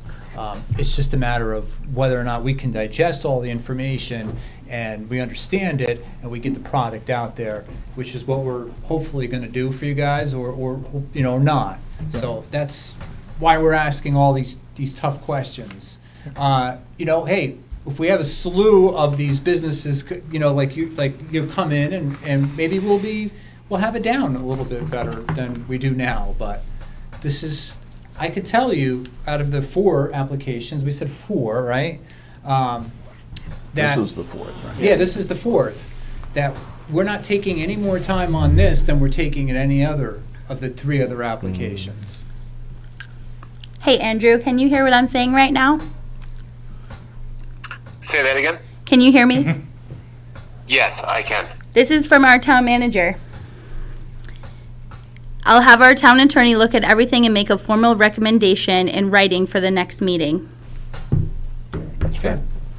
So he is watching, just to let you know. He's. Mike, can I say Yeah, one Jerry? thing? One quick thing. I think the reason it's making us take more time is this is the first meeting on a solar project that we had this much, you know, turnout from the public with concerns. The other ones, there was no concerns. You're giving us more to think about, to look at, so that we can approve this with the right, Okay, son. you know, The right result. right. result. That's it. Simple, that's where I'm at. And I'm not saying that just because there's more people who showed up here because of Facebook. I'm just saying that whoever that gentleman is who started that post, you know, last night or the night before Don't feed the about fire. getting everybody out here, I know that he did his job in getting everybody out here, because we haven't seen Like the only other one I remember, because I was off the planning board for a year, was I remember Les Bodwell's up on 236. He had a couple people who showed up, abutters. But this is quite a turnout, and I'm actually happy about this turnout. It's a good thing some of the protocols got lifted. I like to see Otherwise these many we'd be people show up to these boring tough. ASS planning board meetings, so. Are you swearing on live TV? Okay, so is there, Yes. where are we standing on this? Table for 2 weeks, I think we. It's we're- actually 3 weeks, just to let you know. 3 weeks, yeah, because it's a Yeah. 5-week month. Yep. Yep. This one, so- And that has nothing to do with you or the performance that you're doing for your client, so I just want to let you know that. This is No par hurt for the feelings. course. What's that? No hurt feelings. Okay. All right, thank you. Thank you all. Okay. All right, thanks. Andrew, I'll call you after. Okay, so we'll table that for next meeting. And now. There was a um, motion to table? Yeah, well, yeah, is there a motion to table? I'll make I'll a make a mo. oh, Go ahead, Dave, that's fine. I'll make a motion to I will table. second said motion. Did you Further put a date on it? discussion? The what? Did you put a date on the tabling? Yeah, three 3 Next meeting. weeks. Until April 7th? Yes, I don't know if I'm getting to that one. I got one more. yes. No, No, not tonight. okay. Sorry. Okay, We'll so save further you, boys. discussion? Want your 5-minute overview? All in as we walk favor? into the parking lot? Aye. Okay, so that's tabled, and now with the time, are we just gonna shut this down now? Somebody's gotta make a motion. That's up to you, adjourn. Mr. Chair. Okay. Can we carry these to, You can Yes, carry well- these to the We can- second yeah. meeting. We can This have is 2 gonna public be- comment So sections. what's gonna go Session. on is all of what we stop at is gonna start at the beginning of the next meeting before, You have a site walk at 5 for your next meeting and 2 public hearings the night of April 7th. But this will come at the first part of the regular meeting. You'll Correct. do your site walks, you'll come in, and this agenda will then pick up for the next 2 items that are on. Correct. the last item that's on here for tonight, the subdivision plan, is that applicant here? yes. Yeah, Oh. he's standing right there.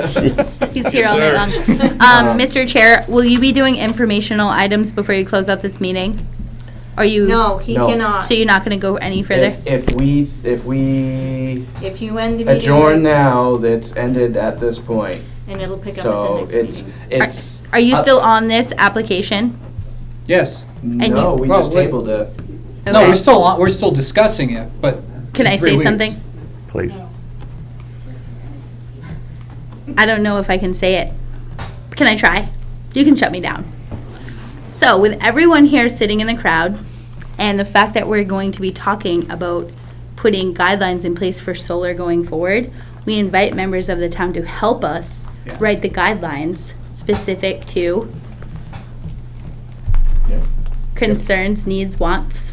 Mhm. I just wanted to put it on record. Okay. I think that's a great idea. Thank you. Mr. Chair, also secondary to this application, former application, is the next meeting also going to be a public hearing, just for everyone in the crowd if? No, the public Okay. hearing's already done. Okay, so. We're not everyone- opening that up If you have again. additional comments, I guess it's. You're Come to gonna me. direct your comments to Tammy, and Okay. she will take care of them. It's gotta be emailed to me so I can get your wording properly to the applicant. Dave? I'd like to make a motion to adjourn. Oh, thank I God. will second that motion. Further discussion? All in favor? Aye. Okay. Thank you. Bang the gavel. Thank you. Mr. Gamble. You know?